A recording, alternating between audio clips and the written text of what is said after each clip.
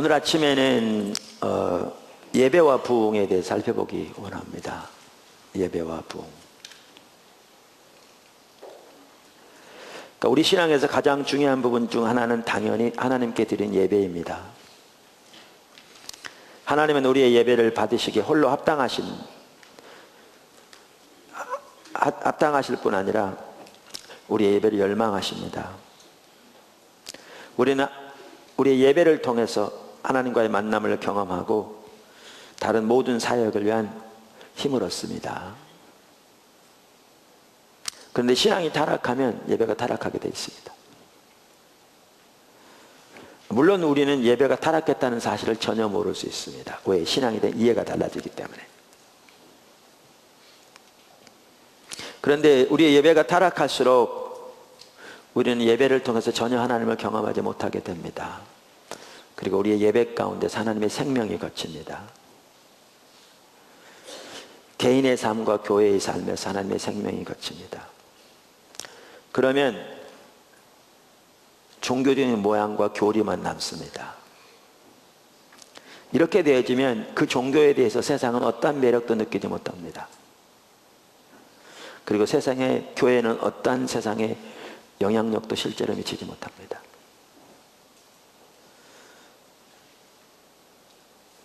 그래서 교회는 침체되고 하나님과 교회는 세상의 조롱과 멸시의 대상이 됩니다. 이런 상황일 때 하나님께서 하나님의 부흥을 보내시기를 열망하시는데,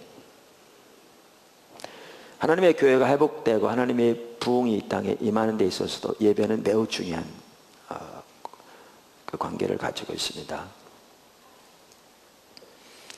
그러니까 특별히 두 가지 면에서 저는 이게 양방향으로 관계가 있다고 생각하는데요. 하나는 하나님의 부흥이 임하기 위해서는 예배가 회복돼야 합니다. 또 다른 하나는 하나님의 부흥이 임하는 가장 주된 목적 중에 하나가 하나님께 드린 예배를 회복시키기 위해서입니다. 이렇게 양방향으로 연관이 있습니다.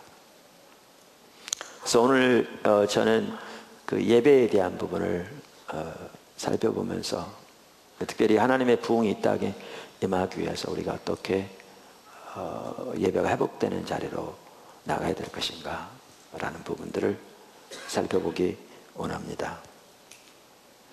첫 번째, 예배의 타락. 우리가 첫 시간에 좀 살펴보았습니다. 제가 어제 저녁에 설교하려고 서면서 분위기가 많이 흐트러져 있는 걸 느꼈습니다. 제가 참 그런 게 문제예요. 분위기가 흐트러지면 그게 영향을 금방 받아가지고요. 좀 그런 부분이 있습니다. 자, 그래서 어제 돌아가서도 계속 고민하고 아침에 일어나서 하나님 뭐가 문제였습니까?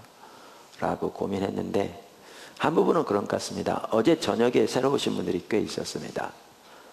많이 마음이 흐트러져 있는.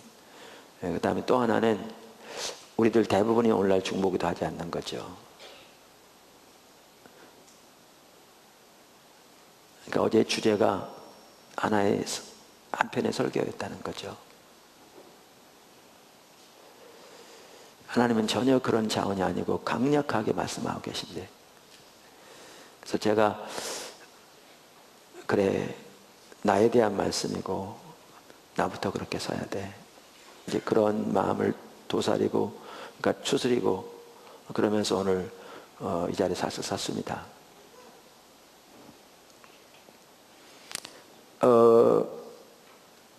그래서 우리 첫날 말씀드린 대로 우리의 그 신앙과 우리의 예배와 삶, 이 세 가지는 절대로 분리되지 않습니다.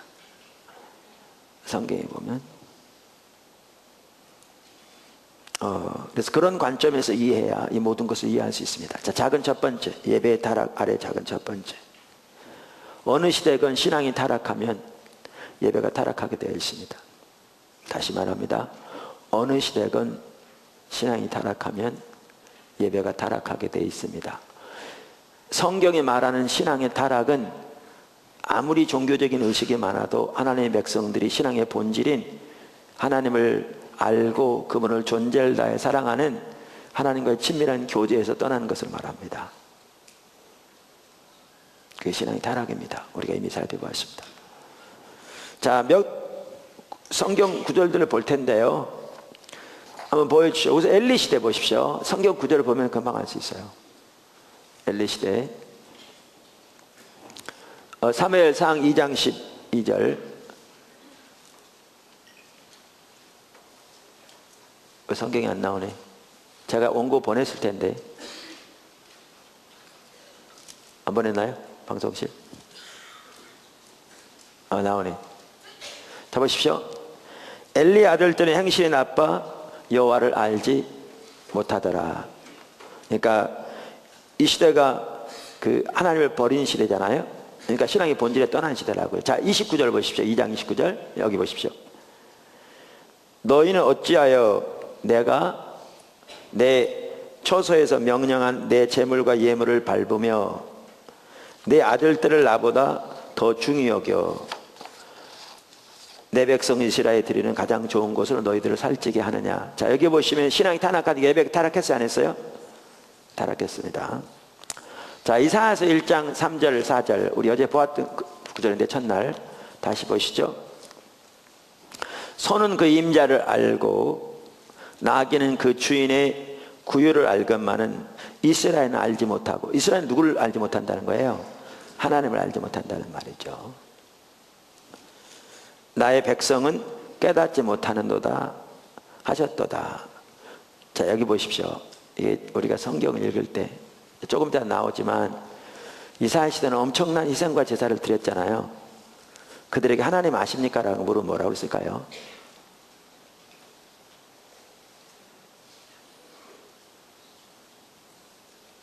오늘날 새벽기도 한 번도 안 빠지고 주일날이면 무슨 일 있어도 하나님께 나와서 예배드리고 11조는 말할 것도 없고 감사한금, 건축원금, 절기원금 철저히 드리고 모든 집회는 열심히 참석하는 분에게 하나님 아십니까? 라고 물으면 뭐라고 했을까요?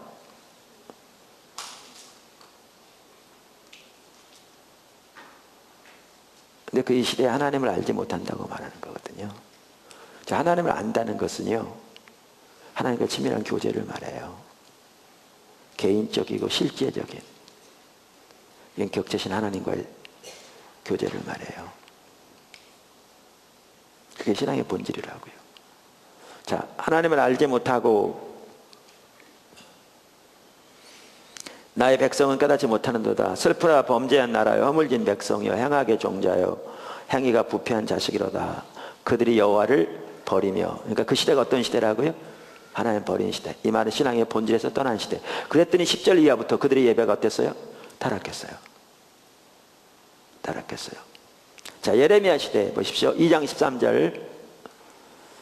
네. 내 백성이 두 가지 악을 행하였나니 곧 그들이 생수의 근원되는 나를 버린 것과. 자, 그 시대가 어떤 시대라고요? 하나님을 버린 시대. 이 말이 무슨 뜻이라고요? 신앙의 본질에서 떠난 것을 말해요. 자, 그러니까 신앙이 타락한 시대예요. 그랬더니 6장 20절 보십시오. 6장 20절. 시바에서 유향과 먼 곳에서 향품을 내게로 가져오면 어찌함이냐. 나는 그들의 번제를 받지 아니하며 그들의 희생 제물을 달게 여기지 않노라. 자, 하나님이 그 예배를 받으셨습니까? 안 받으셨습니까? 안 받으셨어요. 본인들은 하나님이 받는다고 생각할까요? 안 할까요? 여러분, 여기 시바라는 것은요, 오늘날 에티오피아입니다. 일부 학자들은 남예멘이라고 그러는데요, 이렇게 나눠져 있습니다. 이 예루살렘에서 에티오피아까지는요, 직선거리로만 하더라도 한국에서 마닐라 가는 거리쯤 됩니다. 비행기도 차도 없는 시대. 그리고 다른 그 시대의 그 선지서들을 보면 그들은 그 시바에서 나는 극상품의 향품을 가지고 하나님께 예배를 드린 걸 볼 수 있습니다. 자, 그러면 그 먼 곳까지 가서 자기들이 안 가더라도 거기서 오는 상인들이 그 먼 곳에서 그 극상품의 상품을 사왔다면 얼마나 값비쌌겠습니까? 이것을 사서 하나님께 제사를 드리는 그들이 하나님이 자기 예배를 안 받으신다고 꿈에나 생각했을까요? 안 했겠죠. 하나님이 안 받으신 걸 알았더라면 그 엄청난 희생을 누가 하겠습니까? 그러니까 본인들은 당연히 하나님이 누구보다 기쁘게 받으실 거라고 자부하겠죠. 근데 하나님 바르신다고 안 바르신다고요? 안 바르신다고요. 여러분 예배가 타락해도 모릅니다. 이게 무서운 겁니다. 알면 돌이킬 수 있는 여지가 있습니다. 모르면 못 돌이킵니다. 본인은 반대로 생각하니까요. 그래서 그 다음에 한 장 더 보실래요? 예레미야 7장 21절 보면, 자, 만군의 여호와 이스라엘의 하나님께서 이와 같이 말씀하시되 너의 희생제물과 번제물의 고기를 아울러 먹으라. 그러니까 영어 NIV에는 이렇게 돼 있더라고요. Add your burnt offerings to your other sacrifices. 다른 희생들에다가 뭐죠? 번제들도 더하라. 그러니까 이 말은 많은 제사가 있었던 걸 볼 수 있어요. 그러면서 and eat the meat yourselves. 고기는 너희나 먹으라. 그러니까 어떤 분이 그러더라고요. 거기 원어를 보면 너희나 처먹으라 그런 뜻이래요. 그러니까 이 말은 하나님이 그들의 희생을 받으신 거 안 받으신 거예요? 전혀 안 받으신 거죠. 조금 이따 더 살펴보기로 하고요. 여기 보면 우리가 지금은 뭘 보느냐 하면 예레미야 시대에 신앙의 본질에서 떠나니까 그 예배가 어떻게 했어요? 하나님의 관점에서는 타락했어요. 아까도 말한 대로 본인들은 타락한지 전혀 몰랐을 수 있어요. 아마 실제로 몰랐을 겁니다. 근데 하나님 앞에서는 타락했어요. 말라기 시대 보실래요? 1장 6절 말라기서 내 이름을 멸시하는 제사장들아 나 만군의 여호와가 너희에게 이르기를. 자, 멸시한다는 말이 무슨 뜻이라고요? 여기 보면 그제 하나님 버렸다 똑같은 의미라고 그랬죠. 이 말은 신앙의 본질에 떠난, 신앙의 본질에 떠나면 하나님을 멸시하게 돼 있어요. 이게 하나님 버린 거라고요. 제사장들아 만군의 여호와가 너희에게 이르기를 아들은 그 아버지를 종은 그 주인을 공경하나니 나는 내가 아버지일진데 나를 공경하며 어디 있느냐, 내가 주인일진데 나를 두려워하며 어디 있느냐 하나 너희는 이기를 우리가 어떻게 주의 이름을 멸시하나이까 하는도다. 이걸 보아도요, 하나님을 버려도 떠나도 본인들은 모르는 경우가 대부분입니다. 이들도 몰랐습니다. 자, 이렇게 떠나니까 이따 보겠지만 말라기 시대 예배가 너무나 심각하게 타락했습니다.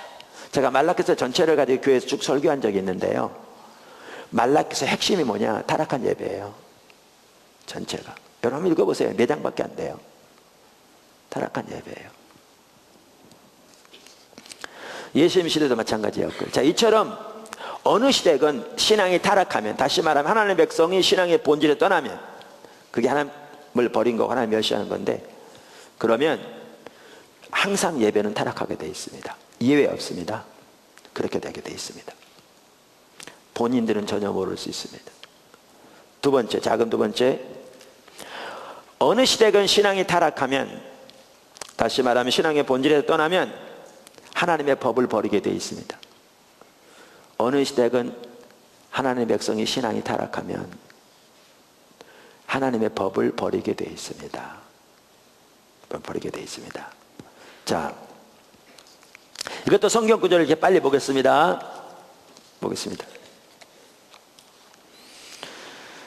자, 사무엘상 2장 12절 아까 봤습니다. 엘리 아들들은 행실이 나빠 여호와를 알지 못하더라. 그러니까 하나님을 모르는 게 신앙의 본질에 떠난 게 하나님 버린 거잖아요. 그랬더니 어떻게 했습니까? 제사장들이 하나님께 드리는 제물을 빼앗아다가 자기들의 뱃속 채우고, 그러니까 하나님 예배를 짓밟고, 거기에 제사장들이 거기에서 수종드는 여인들과 온갖 음란한 일을 행하고, 이게 그 당시에 있었다고 써 있습니다. 보십시오. 신앙의 본질에 떠나니까 삶은 하나님의 법을 버리게 되어 있습니다. 자, 호세아 시대 4장 1절에 보면 이 땅에는 인애도 없고 진실도 없고 하나님 아는 지식도 없다. 신앙의 본질에 떠나 있습니다. 4장 6절 보십시오. 호세아 4장 6절 보여주세요. 네. 내 백성이 지식이 없음으로 망하는도다. 이 말은 성경적 지식 아닙니다. 하나님을 아는 지식입니다. 그럼 심판이 와요. 내가 지식을 버렸으니 나도 너를 버려 내 제사장이 되지 못하게 할 것이요. 여기 보십시오. 신앙의 본질에 떠나면 하나님의 유업이 거칩니다. 어느 시대가 마찬가지입니다.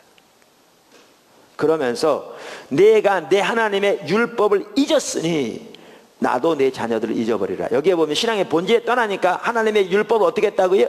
잊었다고요. 그러니까 하나님의 법을 버리게 되어 있습니다. 자, 예레미야 시대, 아까 보았죠? 2장 13절 하나님 버렸다고 그랬잖아요. 그 시대입니다. 6장 19절 보십시오. 6장 19절. 땅이여 들으라. 내가 이 백성에게 재앙을 내리리니 이것이 그들의 생각의 결과라. 그들이 내 말을 듣지 아니하며 내 율법을 어떻게 했다? 거절했다. 개역 성경에는요, 내 법을 버렸습니다 이렇게 되어 있습니다. 자, 하나님의 법을 버렸습니다. 자, 예수님 시대 종교 지도자들, 요한복음 5장 45절, 이건 종교 지도자들에게 하신 말씀입니다. 예수님께서 요한복음 5장 45절.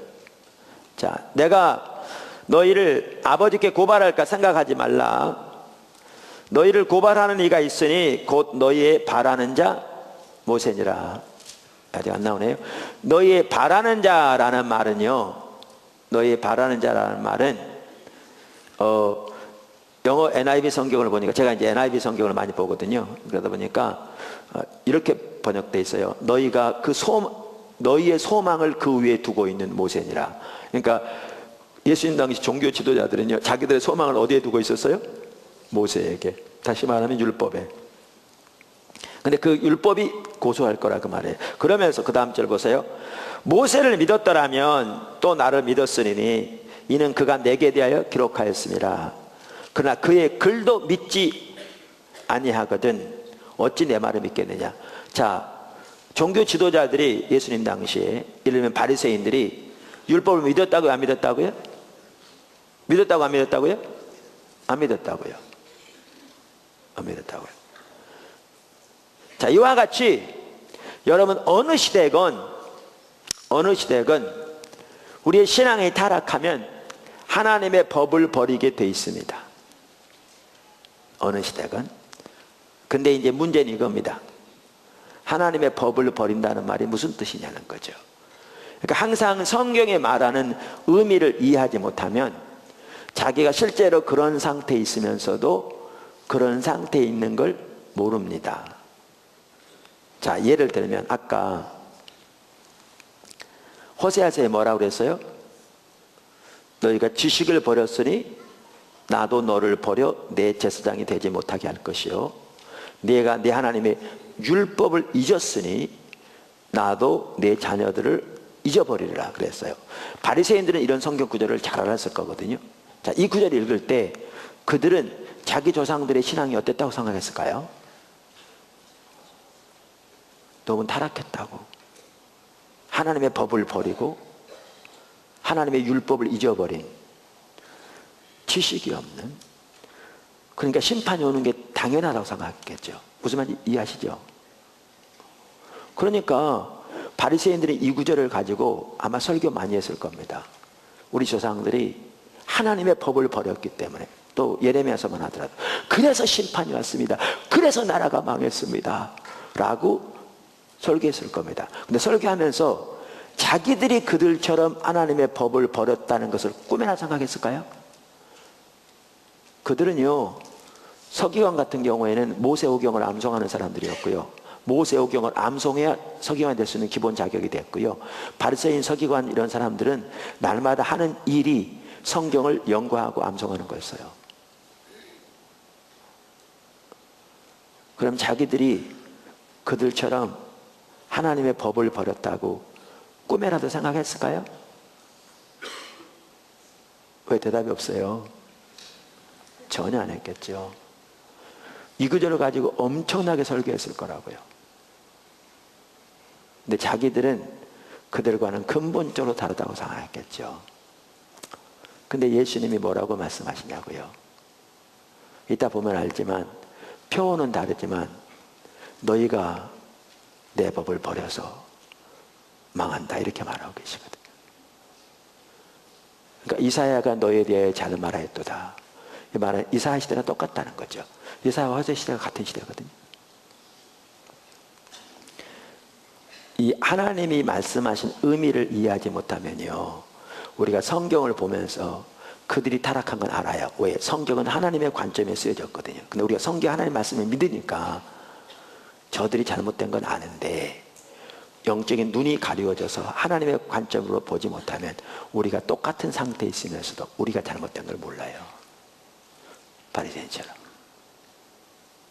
모릅니다. 이게 무서운 점입니다. 그래서 우리는 이 하나님의 법을 버린다는 말이 무슨 말인가, 그 의미를 알아야 돼요. 그래야 우리의 상태를 볼 수 있어요. 우리가 올바른 상태에 있는지 아니면 지금 잘못되어 있는지. 그러면 하나님의 법을 버린다는 말이 뭐냐?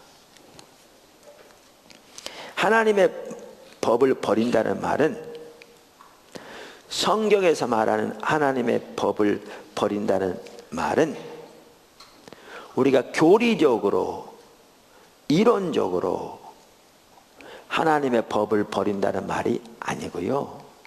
하나님의 법을 버린다는 말은, 성경에서 말하는 그 말은 우리의 삶이, 우리의 행동이 하나님의 법을 버린다는 겁니다. 그러니까 우리의 행동이 우리가 하나님에 대해서 뭘 믿는가를 진정으로 드러내거든요.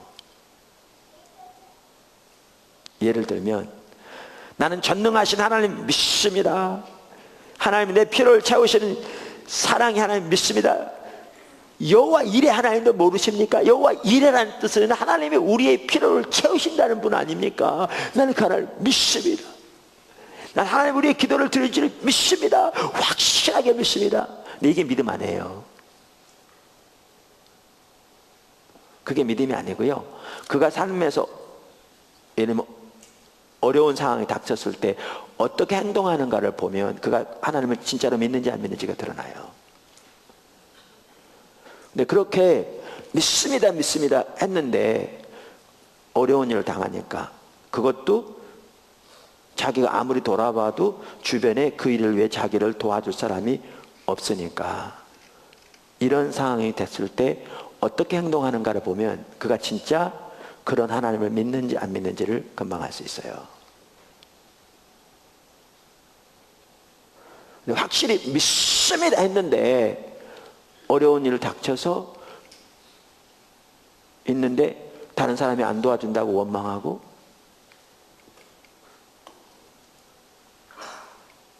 하나님이 안 도와준다고 낙심하고 불평하고 실망하고 좌절하면 그거요, 하나님이 그런 하나님이라는 걸 전혀 안 믿는 겁니다.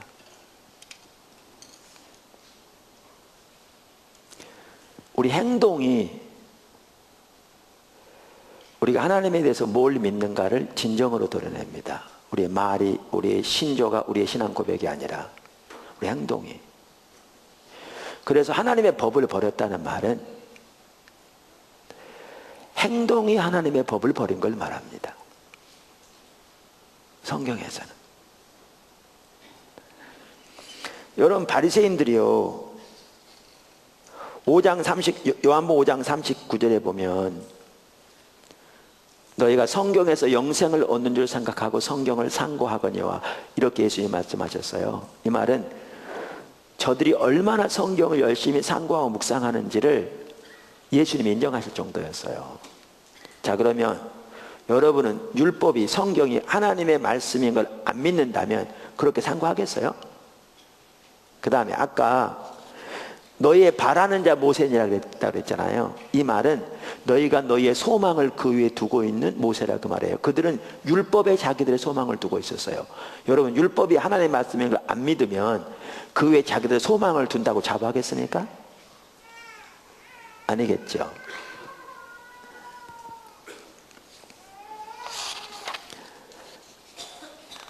이처럼 바리새인들은 성경이 하나님의 말씀인 걸 그렇게 확실하게 믿는다고 자부했을 겁니다. 근데 예수님께서 말씀하시기를 너희가 율법도 믿지 않으면서 어떻게 나를 믿겠느냐, 이 말은요, 교리적으로 안 믿었다는 말이 아니에요. 그 누구보다 잘 믿었어요. 이 말은 그들의 행동이 믿지 않았다는 말이에요. 그러니까 실제로 안 믿었다는 말이죠. 그 뜻이에요. 제가 이런 얘기를 자주 하거든요. 하나님 살아계신 걸 믿습니까? 하나님 살아계신 믿으세요? 우리가 하나님 이 땅을 떠나면 하나님 앞에 설 거 믿으세요? 우리가 하나님 앞에 서면 구원은 믿음으로 받지만 이 땅에 생한 것으로 선악간에 하나님 앞에서 심판받을 거 믿으세요? 제가 이렇게 물으면 목회자들 경우에 안 믿는다고 그런 사람이 있을까요? 진짜로 믿으세요? 그러면 진짜 믿는다고 그러겠죠. 근데 제 말 잘 들어보세요. 우리가 이 세 가지라도요 진실로 믿으면 우리들의 대부분은 절대로 이렇게 안 살 겁니다.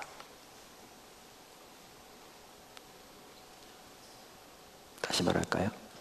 다른 건 놔두고라도 제가 지금 물은 이 세 가지만이라도 진짜로 믿으면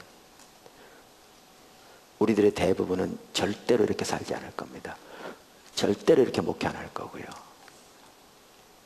우리는 교리적으로 다 믿는다고 말할지 몰라도 우리 행동은 실제로는 안 믿는 거죠. 실제로는 안 믿는 겁니다.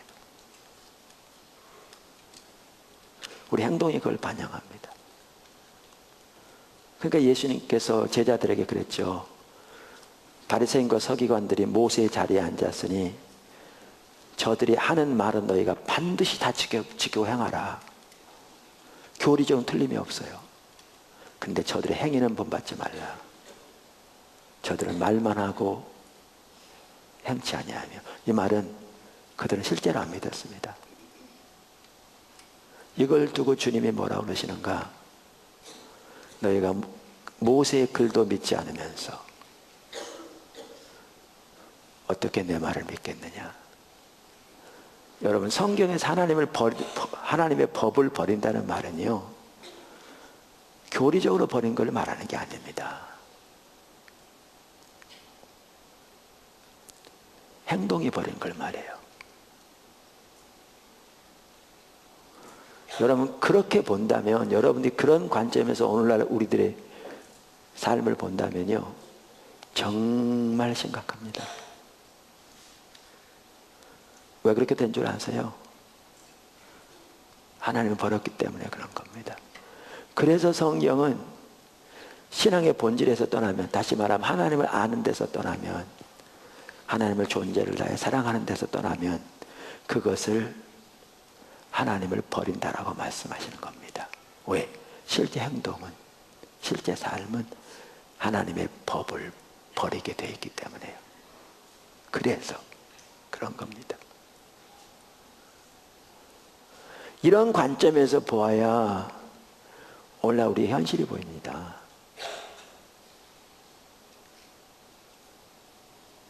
현실이.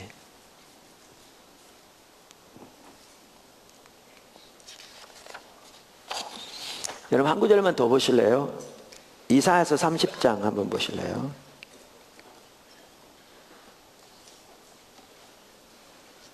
(3장 8절) 이제 가서 백성 앞에서 서판에 기록하며 책에 써서 후세에 영원히 있게 하라. 대저인은 패역한 백성이요 거짓말하는 자식들이요 여호와의 법을 듣기 싫어하는 자식들이라. 그들이 선견자에게 이르기를 선견하지 말라.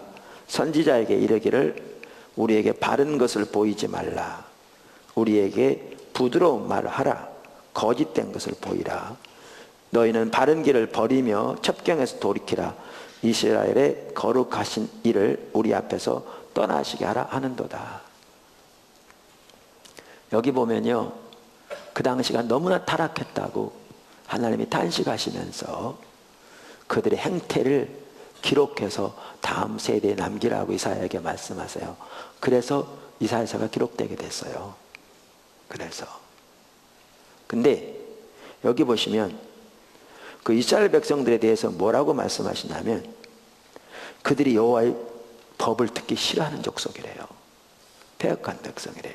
그러면서 선견자에게 그런데요. 선견하지 마세요. 이 말은 오늘날 말하면 목회자에게 하나님의 말씀 전하지 마세요. 정직한 말 전하지 마세요. 우리에게 부드러운 말 하세요. 우리에게 거짓말 하라니까. 우리를 하나님의 길에서 떠나게 만들어주세요. 그래서 하나님으로 하여금 우리를 버리게 만들어주세요. 이렇게 말했다는 거예요. 여기 보시면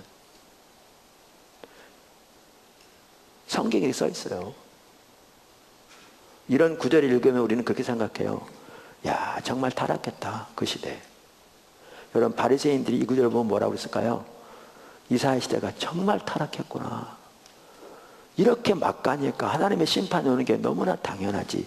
근데 자기들은 그렇게 합니까? 안 하니까 다르다고 생각하는 거죠.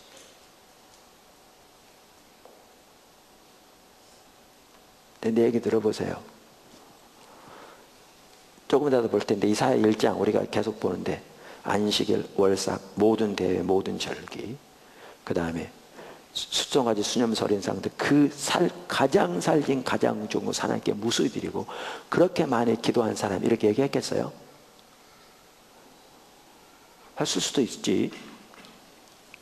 여러분, 오늘날 아까도 말한 새벽기도 한 번도 안 빠지고 주일 예배는 말할 것도 없고 모든 이런 집회 다 참석하고 11조는 기본이고 하나님께 많은 헌금을 드리고 기도와 금식을 밥 먹듯이 하고, 이런 분이 계시다면 이렇게 말했겠습니까? 주일날 교회 와서 목사님한테, 목사님, 하나님 말씀 전하지 마세요. 정직한 말씀 전하지 마시라니까요. 거짓말 하세요. 부드러운 말 하시라고요. 그래서 우리를 하나님의 길에서 떠나게 만들어서 하나님을 하고 우리를 버리게 만들어 주세요, 이렇게 얘기하겠냐고요. 아니, 그렇게 얘기하려면 뭐 때문에 그 많은 예배를 드린대요? 그렇게 얘기하려면 뭐 때문에 그 많은 기도를 드린대요? 그렇게 얘기하려면 뭐 때문에 그렇게 엄청난 희생을 드리냐고요. 절대로 이렇게 입으로 얘기했을 리 없겠죠. 안 그렇습니까? 그러려면 뭐 때문에 그 많은 예배를 드리냐고요. 근데 하나님은 저들이 이렇게 말했대요. 여러분, 절대로 그들이 입으로 얘기했을 리 없어요. 근데 문제는 이거죠. 하나님은 저들이 하지도 않은 말을 했다고 하는 분이 전혀 아니잖아요. 그럼 이 말은 뭐게요? 하나님은 우리의 입의 소리를 들으시기 앞서 뭐의 소리를 들으신다고요? 행동의 소리를 들으시다고요. 왜냐하면 행동이 우리의 진정한 소리니까요. 그럼 이 말은 무슨 말인지 아세요? 그 엄청난 희생과 제사를 드렸을지 모르지만 그들은 하나님의 법에 대해서는 관심도 없었어요. 하나님의 길이 뭔지를 알아. 그 가운데 행함으로 하나님이 계신 곳에 함께 있고 주님을 기쁘시게 하고 그분의 신임 가운데 머물러 있고 그분과 동행하는 삶을 사는 데는 관심조차 없었어요. 그들은 하나님을 믿지만 자기 목적을 위해 살고, 하나님은 자기 목적을 위한 수단이고, 왜 이 엄청난 제사 지내느냐? 자기 목적 해달라고. 사업 잘 되게 해주고, 자식 보호해주고, 올라가면 자기 자식 좋은 학교 가게 해주고, 이거 해달라고. 그러니까 그들은 듣기 원하는 게 뭐냐? 자기 목적이 이루어지는 소위 말하는 축복의 메시지만 관심이 있는 거죠. 다른 건 관심조차 없어요. 그 말을 부드러운 말 하라, 거짓된 것을 보이라, 그 뜻이에요. 제가 시간 없어서 그분 못 따릅니다만 그 뜻이에요. 그럼 그 결과는 뭔데요? 하나님의 길을 떠나는 거고, 그 결과는 이게 하나님 버린 거니까 그 결과는 하나님이 그들을 버리게 되는 거죠. 그들은 입으로는 절대로 이렇게 얘기하지 않았어요. 근데 실제로 그들의 행동은 이렇게 울부짖고 있었어요. 그래서 하나님이 이렇게 말씀하세요. 오늘날의 성도들이요, 이들과 절대로 다르지 않아요. 절대로 다르지 않습니다. 제가 집회를 여기저기 다녀보지만 여러분 요즘은 집회 오지도 않아요. 잘 아시겠지만. 근데 집회 올 정도면 그나마 교회에서 더 이렇게 헌신된 사람들이 와요. 근데 그럼에도 불구하고 하나님의 백성들이, 심지어 목회자들도요, 하나님의 법을 알아. 그 하나님의 길로 행함으로 주님을 더 알기 위해서 주님의 법을 알기를 찾는 사람이요, 정말 찾아보기 힘들어요. 많지 않아요. 어디에 관심이 있느냐? 자기 목표, 자기 목적 성취된다만 관심이 있어요. 너무너무 똑같아요. 근데 이게 우리 모습인 것은 이만큼도 몰라요. 우리 어떻게 생각하냐? 이야, 이거 막 가든 막 갔구나. 어떻게 하나님의 백성이라는 사람이 이럴 수가 있어. 그러면서 우리는 다르다고 생각해. 바리새인이 그렇게 생각했다니까요. 근데 예수님이 이사야가 너에 대해 잘 말했도다. 이사야가 너에 대해 잘 말했도다. 이렇게 말씀하셨다니까요. 예수님이 자기 제자들에게 저들이 하는 말은 지키고 행하되 저들의 행위는 본받지 말라. 똑같은 상황이 했다니까. 여러분, 우리가 신앙의 본질에 떠나면 우리의 삶은, 우리 행동은 하나님의 법을 버리게 돼 있습니다. 예외가 없습니다. 예외가 없습니다. 그래서 성경은 신앙의 본질인 하나님과의 친밀한 교제에서 떠나는 것을 하나님을 버리는 것이라고 말하는 겁니다. 그래서 왜? 실제로 버리는 거거든.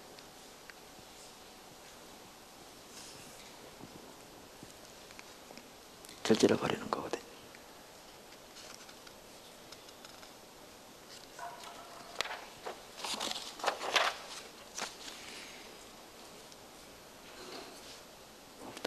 이런 상황이기 때문에 이런 상황에서 자기 목적 이루어달라고, 자기 목표 성취해달라고 하나님께 많은 성대한 외부적인 예배를 드릴지 몰라도 이 예배에 하나님이 관심이 없는 겁니다.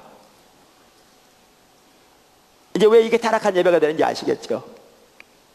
그러니까 예레미야 6장 18절 이렇게 말하죠. 보시면 18절. 그러므로 너희 나라들아, 무리들아, 그들이 당할 일을 알라. 땅이여 들으라. 내가 이 백성에게 재앙을 내리리니 이것이 그들의 생각의 결과라. 그들이 내 말을 청종치 아니하며, 그 뜻이죠. 내 율법을 거역하며 내 법을 버렸음이라. 삶에서 내 법을 버렸음이라. 그러면서 20절, 시바에서 유향과 먼 곳에서 향품을 내게로 가져오면 어찌함이냐. 나는 그들의 번제를 받지 아니하며 그들의 희생을 달게 여기지 아니하노라. 하나님 버렸기 때문에 삶이. 그러니까 그런 상황에서 하나님께 드리는 제사, 그것도 자기 목적 성취해달라고 드리는 제사, 주님 안 받겠다는 거죠. 무슨 말 이해되십니까? 자, 작은 세 번째, 신앙이 타락하면 예배가 의식으로 전락합니다. 잘 들으십시오. 신앙이 타락하면 예배가 의식으로 전락합니다. 다시 말합니다. 신앙이 타락하면, 다시 말하면 우리가 신앙의 본질에 떠나면 예배가 의식으로 전락합니다. 여러분, 원래 성경에 보면 예배는 의식이 아닙니다. 여러분, 예배라는 원어를 찾아보십시오. 성경에 나오는 예배를 보십시오. 예배는 의식이 아닙니다. 예배는 뭐냐? 예를 들면 번제, 제사, 희생 이런 것들 의식입니다. 그럼 예배는 그게 예배가 아니고 이 의식을 통해서 하나님께 드리는 그 행위가 예배입니다. 예배는 뭐냐? 하나님께서 행하신 그 아름다운 일들을 인하여 하나님께 감사와 찬사를 드리고 하나님으로 인하여 기뻐하고 우리가 하나님께 우리의 사랑을 고백하고 우리의 삶을 드리는 그게 예배입니다. 예배는 의식이 아닙니다. 우리가 주일 개예배 그러는데 주일 11시부터 오늘 12시, 12시 반까지 끝나는 이 의식이 예배가 아닙니다. 이 의식을 통해서 우리가 하나님께 예배를 드리는 겁니다. 원어를 보시든지 성경에 나오는 성격을 보든지 예배는 의식이 아닙니다. 이 의식을 통해서 예배가 하나님께 드려지는 겁니다. 그분을 높이고 그분께 감사하고 그분께 삶을 드리고 그분을 알기를 추구하고 그분을 갈망하고 그분을 만나기를 사모하고. 그래서 예배의 핵심은 하나님과의 만남입니다. 그런데 신앙이 타락하면 예배가 의식으로 전락합니다. 왜냐하면 어제 첫날 신앙의 본질을 잠깐 중간에 살펴보면서 보았듯이 의식은 중요합니다. 하나님께서. 근데 의식은 신앙의 본질을 위한 수단이라고요. 의식은. 근데 신앙이 타락하면 어떻게 되냐면 의식이 본질을 대체해버린다고요. 다시 말하면 의식 잘하는 그것이 신앙생활 잘하는 것으로 잘못 이해되어 버린다고요.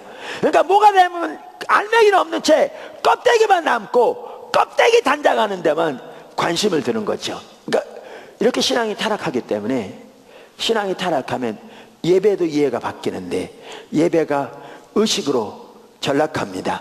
그리고 의식으로 전락하면 예배는 그 형식을 꾸미는데 집중합니다. 근데 하나님은 그 예배를 증오하십니다. 왜냐하면 알맹이 없는 껍데기 뿐이니까요.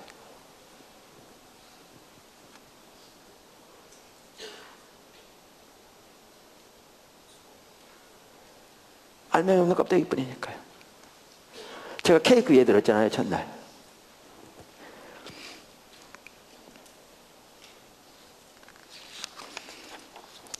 여러분, 제가 지금부터 두 시대를 이미 보았지만 다시 한번 이렇게 대조할 겁니다. 말라기 시대와 이사야 시대 대조할 겁니다. 자, 우선 말라기 시대를 보시죠. 말라기 시대를 보면 처음부터 끝까지 타락한 예배고요, 하나님 참다운 예배를 얼마나 열망하시는가를 보여주는 게 제가 보기엔 말라기 시대더라고요. 자, 말라기 1장 7절, 아까 1장 6절에 보면 그들이 어땠다고요? 하나님을 멸시하는 자들이었다고요. 제사장들부터. 그러니까 하나님을 버렸다 그 말이죠. 그랬더니 예배가 어떻게 타락했나 보시죠. 7절. 자, 너희가 더러운 떡을 나의 제단에 드리고도 말하기를 우리가 어떻게 주를 더럽게 하였나이까 하는도다. 자, 보세요. 저들이 하나님을 더럽게 하면서 알았습니까? 몰랐습니까? 몰랐어요. 이는 너희가 여호와의 식탁은 경멸히 여길 것이라 말하기 때문이라. 그들이 뭐라고 말했다고요? 여호와의 식탁은 경멸히 여길 것이라고 말했다는 거예요. 자, 보세요. 하나님을 아버지라 주라 인정하는 그들이 예루살렘 성전을 두고, 그 예루살렘 성전이 어떤 성전인지 아시죠? 솔로몬 시대에 세워진, 그러니까 이 경우에는 이제 그 두 번째 성전이죠. 학계 시대에 세워진 그 성전을 두고 이 여호와의 성전은 더러운 것이다, 그렇게 말했겠어요? 제사장들이? 자기가 진짜로 그렇게 말했더라면 자기가 하나님을 경멸히 한 걸 몰랐을까요? 알았겠죠. 절대 입으로 이렇게 말하지 않았을 겁니다. 말 안 했어요. 근데 이렇게 말했다고 그러잖아요. 하나님은 우리 행동이 하는 말을 했다고 그러시는 거예요. 그들의 행동은 실제로 그렇게 했어요. 실제로. 이게 무서운 거예요. 우리가 이렇게 말하고 있으면서도 몰라요. 왜? 입으로 말하지 않기 때문에. 이게 무서운 거예요. 자, 그러면 보세요. 만군의 여호와가 이르노라 너희가 눈먼이 희생 제물을 바치는 것이 어찌 악하지 아니하며 저는 것 병든 것을 드리는 것이 어찌 악하지 아니하냐. 이제 그것을 너희 총독에게 드려보라. 그가 너를 기뻐하겠느냐, 너를 받아주겠느냐. 계속해서 나온 게 뭐냐면 하나님의 예배를 통해 하나님을 멸시한다는 거예요. 근데 왜 그렇게 했어요? 여기에 보면 하나님께 예배를 드리되 병든 거, 저는 거, 눈먼 걸 드렸어요. 원래 그런 건 못 드리게 돼 있는데요. 그러니까 좋은 거 값 나가는 거 자기가 갖고 어차피 쓸모없고 값 없는 건 하나님께 드렸어요. 그러니까 하나님 멸시한다고 그러시잖아요. 그러니까 그들의 행동은 실제로 하나님께 그렇게 말하고 있었어요. 이건 더러운 거야, 멸시해도 돼, 이렇게 말하고 있었어요. 근데 이건 이해해요. 자, 그럼 이사야 시대로 갑니다. 이사야 시대 1장 10절을 다시 한번 보시죠. 성경을 꼭 보시면 좋겠어요. 봤는데요.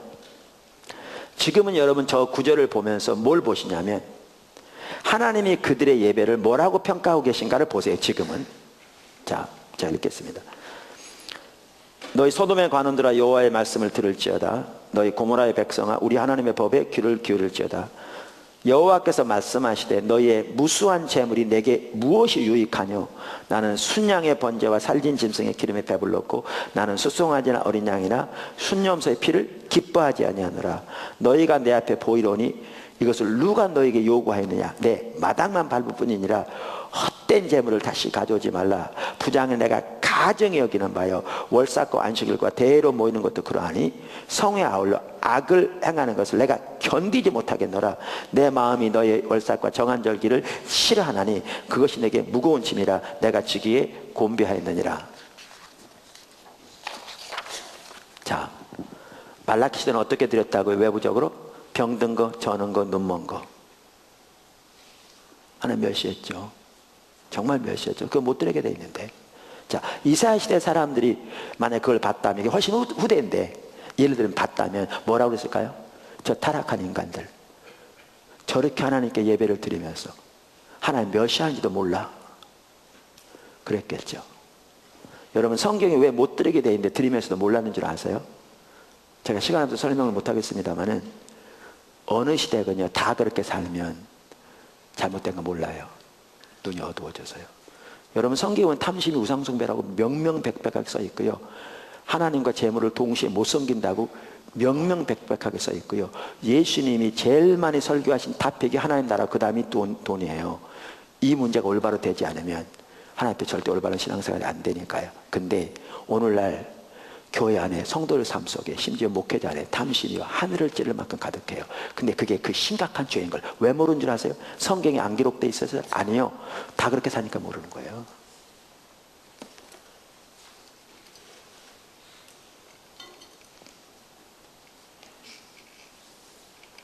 다 그렇게 사니까 모르는 거예요.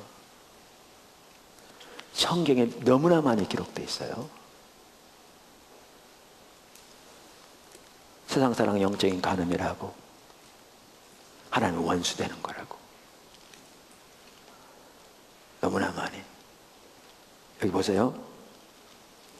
근데 이사야 시대가 말라키 시대를 봤다면 뭐라고 그랬겠어요?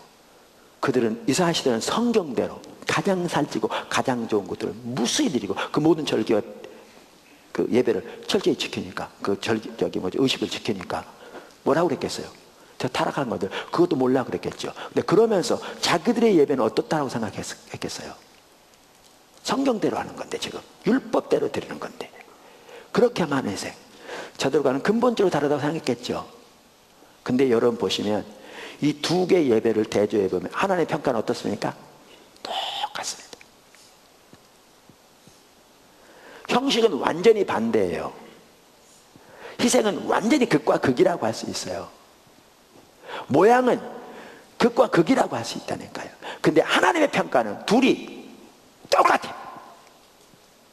나중에 보시면 알지만요, 말라키 시대에 누가 저 성전문을 닫아버려서 더 이상 저 헛된 예배를 나에게 못 드리게 했으면 좋겠다라고 탄식하세요. 근데 이사야서에 뭐라고 말씀하세요? 가증이 여기는 것을 다시는 가져오지 말라. 내가 견디지 못하겠노라. 똑같아요. 이걸 보셔야 돼요. 우리의 참다운 예배는 형식이 있지 않아요. 근데 신앙이 타락하면 예배가 의식으로 전락하고 뭐에만 신경을 쓰느냐? 형식에만 신경을 써요. 그리고 형식적으로 우리 그 당시에 가지고 있는 그러한 이해에 맞춰지면 그게 참다운 예배라고 생각해요. 그런 이해를 가지고 있기 때문에 이사야서 1장에 마당만 밟는 예배라고 그러니까 너무나 많은 오늘날의 목회자들은 그 마당만 밟는 예배가 형식적으로 정성이 없는 예배라고 이해하고 형식적으로 정성을 갖추면 그 예배가 참다운 예배라고 생각해요. 이사야 시대 바리새인들의 예배는 우리보다 수십 배 수백 배 형식적으로 정성 있는 예배였는데 근데 그러한 예배를 두고 주님이 마당만 밟는 예배라고 그러셨는데 왜요? 입술뿐이 예배라고 그러셨는데 왜요? 형식은 있지만 삶에서 하나님의 법을 버리기 때문에. 그러니까 입술뿐이 예배인 거거든요. 실제로. 그래서 그렇게 말씀하신 거거든요. 그래서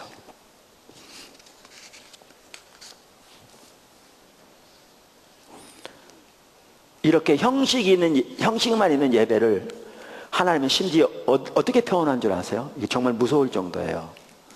이사야서 66장 1절 2절에 보면요, 1절 2절부터 3절에 이렇게 돼 있어요.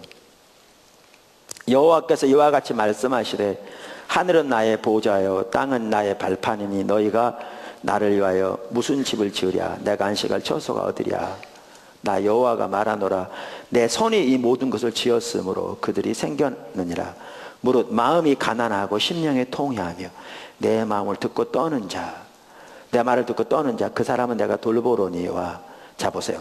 소를 잡아 드리는 것은 살인함과 같고 살인함과 다름이 없이 하고 어린 양으로 제사를 드리는 것은 개의 목을 꺾음과 다름이 없이 하며 드리는 예물은 돼지의 피와 다름이 없이 하고 분향하는 것은 우상을 찬송함과 다름이 없이 행하는 그들은 자기의 길을 택하며 그들의 마음은 가증한 것을 기뻐한지요. 여러분 이거는요, 이사야 시대 성경대로 드리는 성경에서 규정한 숫송아지, 어림소, 어린 양, 순념소 등 성경에서 말하는 규정한 제물들, 흠없고 점없는 가장 살찐 것들을 무수히 드리는 그 예배를 두고 한 말이에요, 이게요. 근데 그 예배를 뭐라고 표현하고 있어요? 성경에 보면 이렇게 예배를 드리는데, 이 예배를 뭐라고 표현하냐면 성경대로 드리는 거예요. 이런 소를 잡아 드리는 것은 살인과 똑같다. 또 뭐라고요? 어린 양으로 드리는 것은 개의 목을 꺾거든요. 여러분, 유대인들이 개는 혐오스러운 짐승이에요. 이거는 그들의 개의 목을 부러뜨려서, 그러니까 피도 빼지 않고 또 개를 잡아 사는 게 제사 드린다. 이거는요, 그들의 입장에서는 상상 자체가 불가능한 일이에요. 그러면서 뭐라고 그랬느냐, 또 뭐죠? 피를 이렇게, 성경이 규정한 제물들 피를 내게 돼지 피와 같다. 이건 상상할 수 없는 일이에요. 그들 유대인들 이건 상상을 불허하는 거예요. 그리고 하나님께 분향하는 것이 우상을 찬송하는 것 같고, 여러분 이거요, 성경대로 드리는 예배를 두고 하는 거예요. 왜요? 해답이 바로 그 다음 절에 나와요. 그들은 자기의 길을 택하며 그들의 길은 가증한 것을 기뻐한즉. 다시 말하면 신앙의 본질을 떠나 삶은 하나님을 버린 채 형식만 남은 그 예배를 두고 이렇게 강력하게 말씀하시는 거예요. 그러니까 주님이 내가 견디지 못하겠다, 다시는 가져오지 말라. 여러분, 바리새인들이 이들과 근본적으로 다르다고 생각했겠죠. 근데 아십니까? 예수님께서 회당에, 성전에 들어가서도 견디지 못하시고 채찍을 만들어 쫓아내신 거 똑같았습니다. 왜 그런 줄 아십니까? 그들의 절차에 문제가 있지 않았습니다. 그들이 드리는 짐승에 문제가 있지 않았어요. 그들의 정성에 문제가 있지 않았어요. 왜 그런 줄 아세요? 그들의 예배가 의식으로 전락해서 형식만 남아있었기 때문에 그렇습니다. 거기에 문제가 있었어요. 그래서 신앙의 본질을 떠났기 때문에 하나님께 제사를 드린다고 하면서 거기에 재물이 필요한데, 어차피 멀리서 가져올 수 없으니까 사야 되는데, 그래서 거기에서 파니까 독점이니까 수익이 많이 났고 지상들이 결탁돼 있었고, 그러니까 하나님께 드리는 제사가 엘리시대처럼 자기 뱃속 채우는 수단으로 전락돼 있으니까, 삶은 하나님의 법을 버리니까 하나님이 견디할 수 없었던 겁니다. 그래서 견디지 못하셨던 겁니다.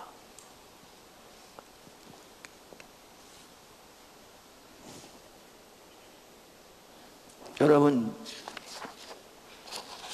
이게 타락된 예배라는 걸 여러분 아시면요,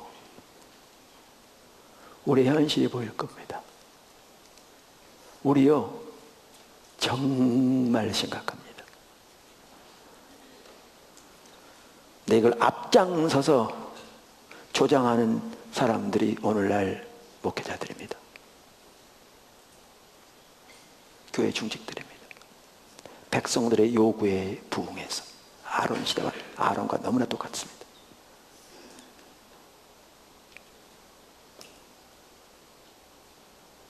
이게 현실입니다.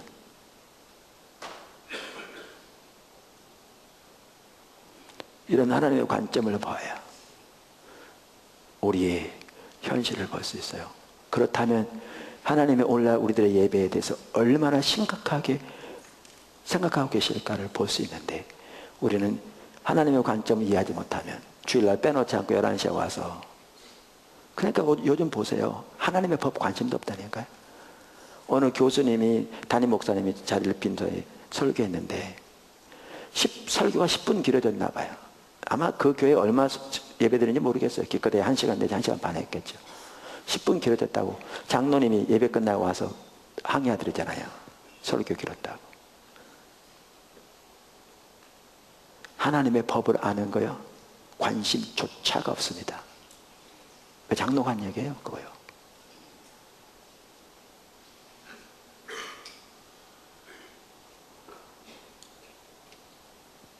그리고 그거 때우고 돌아가면 하나님은 그 예배 기뻐 받으실 거라고 생각하나요?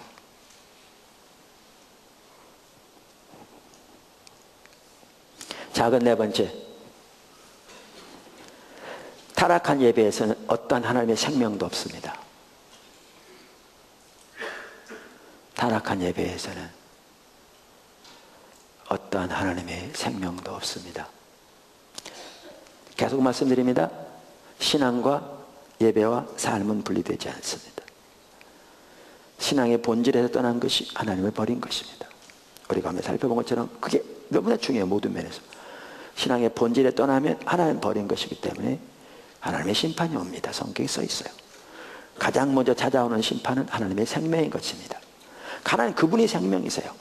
우리가 하나님과 함께한다는 말은 신앙의 본질 가운데 하나님 알고 존재를 다해 사랑하는, 그래서 하나님의 길로 향하는 그 사람이 하나님과 함께하는 겁니다. 그럼 하나님 우리와 함께하시라고 했어요. 그분이 생명이니까 우리 가운데 생명이 넘쳐요. 우리가 그분을 버리면, 여기 신앙의 본질에 따라 하나님도 우리를 버린다고 했어요. 그러니까 그분이 생명이니까 하나님 생명이 거쳐요. 그러니까 이 말은 어떤 분은 그래요. 신학적인 관점에서는 하나님 우리를 절대로 안 버린다고 그랬는데, 그렇게 저한테 어떤 목사님이 조심스럽게 묻더라고요. 여러분, 구약만 하더라도요, 하나님 버렸다고 그랬을 때 이스라엘 백성들이 하나님 백성이 되기를 중단한 건 아니었어요. 하나님이 그들을 하나님 호적에서 빼버린 건 아니었어요. 그 말이 아니에요. 신약에서 탕자의 비유를 보시면요, 탕자가 아버지를 떠나 임의대로 가서 하나님 아버지 유업을 탕진해 버릴 때 탕자를 향한 아버지의 사랑이 변한 게 아니었어요. 그가 아들이 되기를 중단한 건 아니었어요. 근데 그가 아버지를 떠나 있는 한 아버지의 생명이 그와 함께 할 수 없었어요. 그가 돌아오기 전까지. 심지어 성경에 보면 하나님의 심판도 하나님의 사랑의 표현이에요. 뭐 하기 위해서? 그들을 신앙의 본질로 돌이키기 위해서. 성경에 보시면 명백하게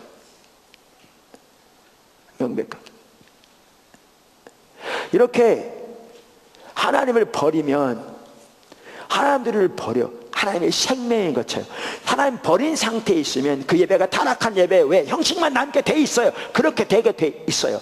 절대로 다른 예배가 있어서 그렇게 되게 돼 있어요. 그러니까 예배 가운데 뭐가 없느냐? 교리는 다 있어요.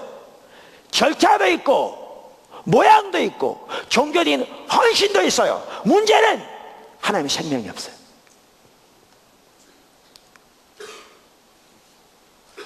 하나님의 임재가 거치고요, 하나님의 살아있는 실제적인 역사가 없어요. 여러분, 오늘날 우리의 예배가 어떻다고 생각하십니까?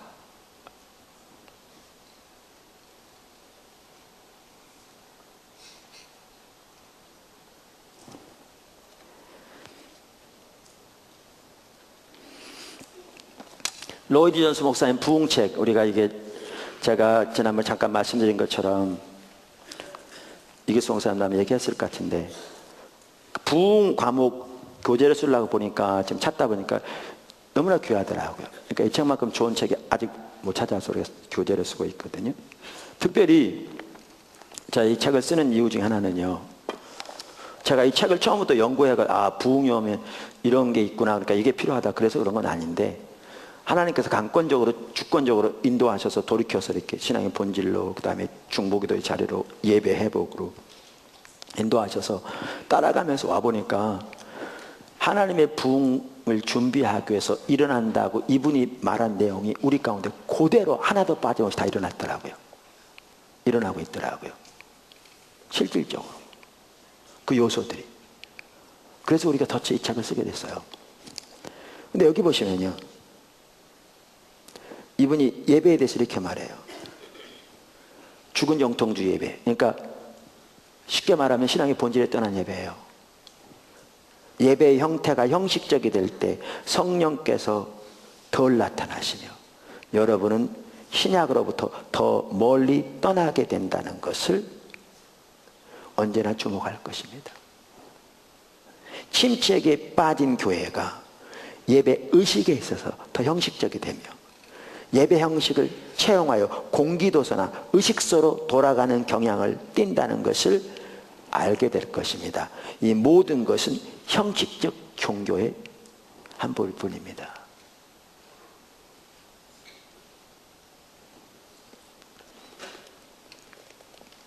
그러면서 이분이 지금부터 한 60년 전에 영국 교회 상황을 두고 한 얘기인데요. 지금 이분 소천하셨는데 한국교회 와서 보고 쓴 얘기 같더라고요. 침체된 예배를 두고 말하면서, 형식적 예배를 두고 말하면서. 제가 읽어볼까요? 60년 전에 영국 교회를 두고 쓴 얘기예요.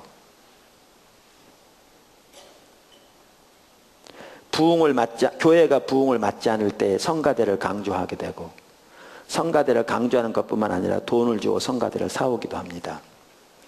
또 성가대에 있는 독창자들을 돈 주고 사오기도 합니다. 그리고 회중들은 가만히 앉아서 듣기만 합니다. 성가대가 그들을 위해서 노래를 부릅니다. 이것이 성령을 소멸하는 것입니다. 그런 사람에게 모든 일을 적당하게 하고 질서대로 하라고 말할 필요가 없습니다. 그들은 그런 일에만 관심을 가지고 있기 때문입니다. 더 나아가서 오늘날 여러분은 교회 생활에 있어서 매우 두려운 상황을 띠고 있는 것이 프로그램이라는 것을 주목하셨습니까? 모든 것이 다 짜여져 있습니다. 어느 한 지점을 향하여 모든 일들이 행해져야 한다는 것을 저도 압니다. 그러나 분명히 우리는 성령을 소멸하는 위험에 처해 있습니다. 모든 항목이 미리 정해져 있고 시간이 주어져 있습니다. 어느 시점에 시작하여 어느 시점에 마치 하는 것이 다 되어 있습니다. 목회를 하는 제 친구 가운데 어떤 이들은 나에게 이렇게 말합니다. 주일마다 다른 교회에 가서 순회 설교를 하면 할수록 이러한 일을 더 많이 한다는 것입니다. 복음적인 교회에서마저 강사로는 목사에게 순서가 적힌 종이를 준다는 것을 반복적으로 듣습니다. 그때부터 주보가 생겼나 봐요. 그리고 문자 그대로 그 앞에다 그 순서지를 넣고 그대로 행할 것을 종용합니다. 11시에 시작합니다. 성경을 봉독하고 거기 순서지에 적힌 모든 것을 다 진행하여 12시가 됩니다. 그런 다음에 축도가 이어집니다. 제가 볼 때 이건 아주 심각한 것입니다.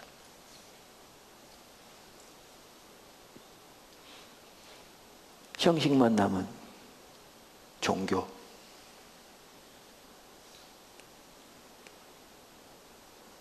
(60년) 후에 한국교회에서 보고 한 것 같죠?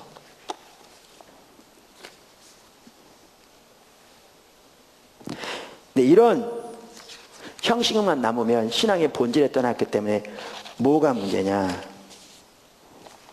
하나님의 생명이 거칩니다. 그럼 제 얘기 잘 들으십시오.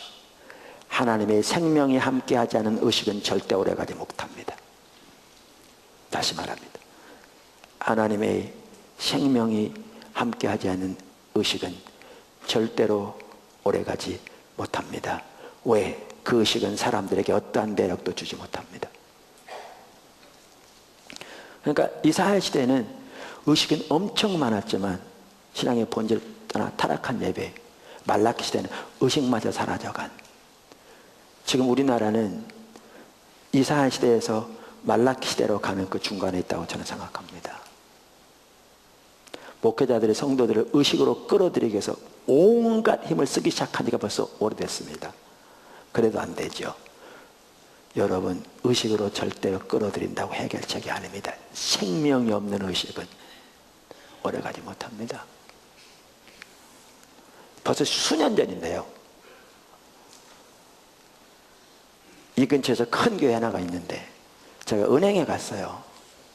그랬더니 그분들이 얘기하는 거 보니까 그 교회 성도더라고요. 처음에 몰랐는데 이렇게 기다리는 동안 그러면서 그러더라고요. 너 어제 갔니? 나 못 갔어. 어제 바빠가지고. 그래, 어제 누가 탔니? 막 그러더라고요.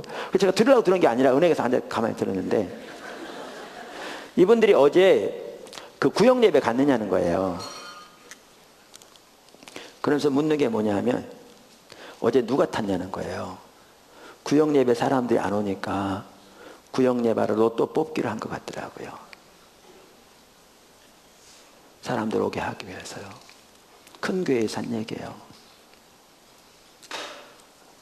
여러분, 생명이 없는 의식은 절대로 오래가지 못합니다.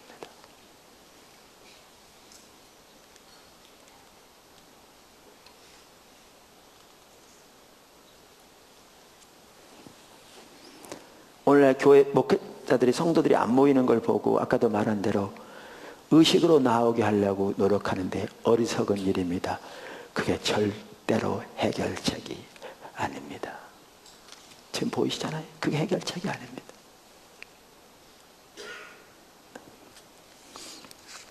큰 두 번째, 예배 회복과 부흥.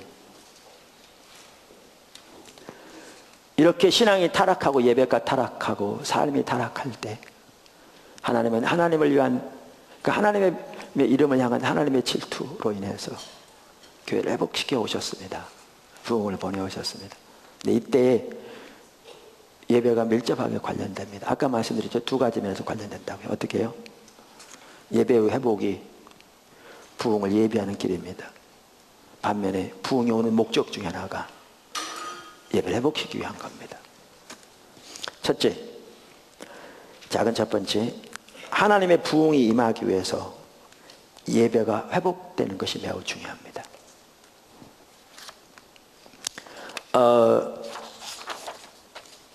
우리가 지난 컨퍼런스 때 살펴보았는데 어제도 우리 교수님 오셔서 귀한 시간 나누셨죠. 구약에 보면 다윗 왕 이후로 이제 하나님 백성들 하나님 떠나서 타락하게 되잖아요. 이때마다 이렇게 그 시대를 돌이킨 왕들이 3명이 있어요. 3명이 있어요. 그게 누구죠? 아사, 히스기야, 요시야. 이들이 그 시대를 돌이켰어요. 그게 오래 지속되지 못하고 다시 돌아가는 경향도 많았지만 이 3왕이 돌이켰어요.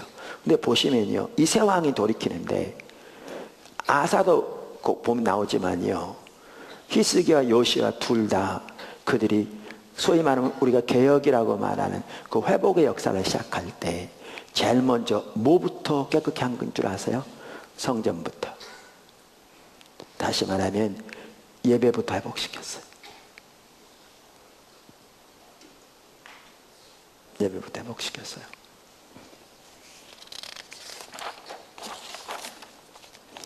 회복과 부흥, 그러니까 좀 이렇게 설명이 필요한데요.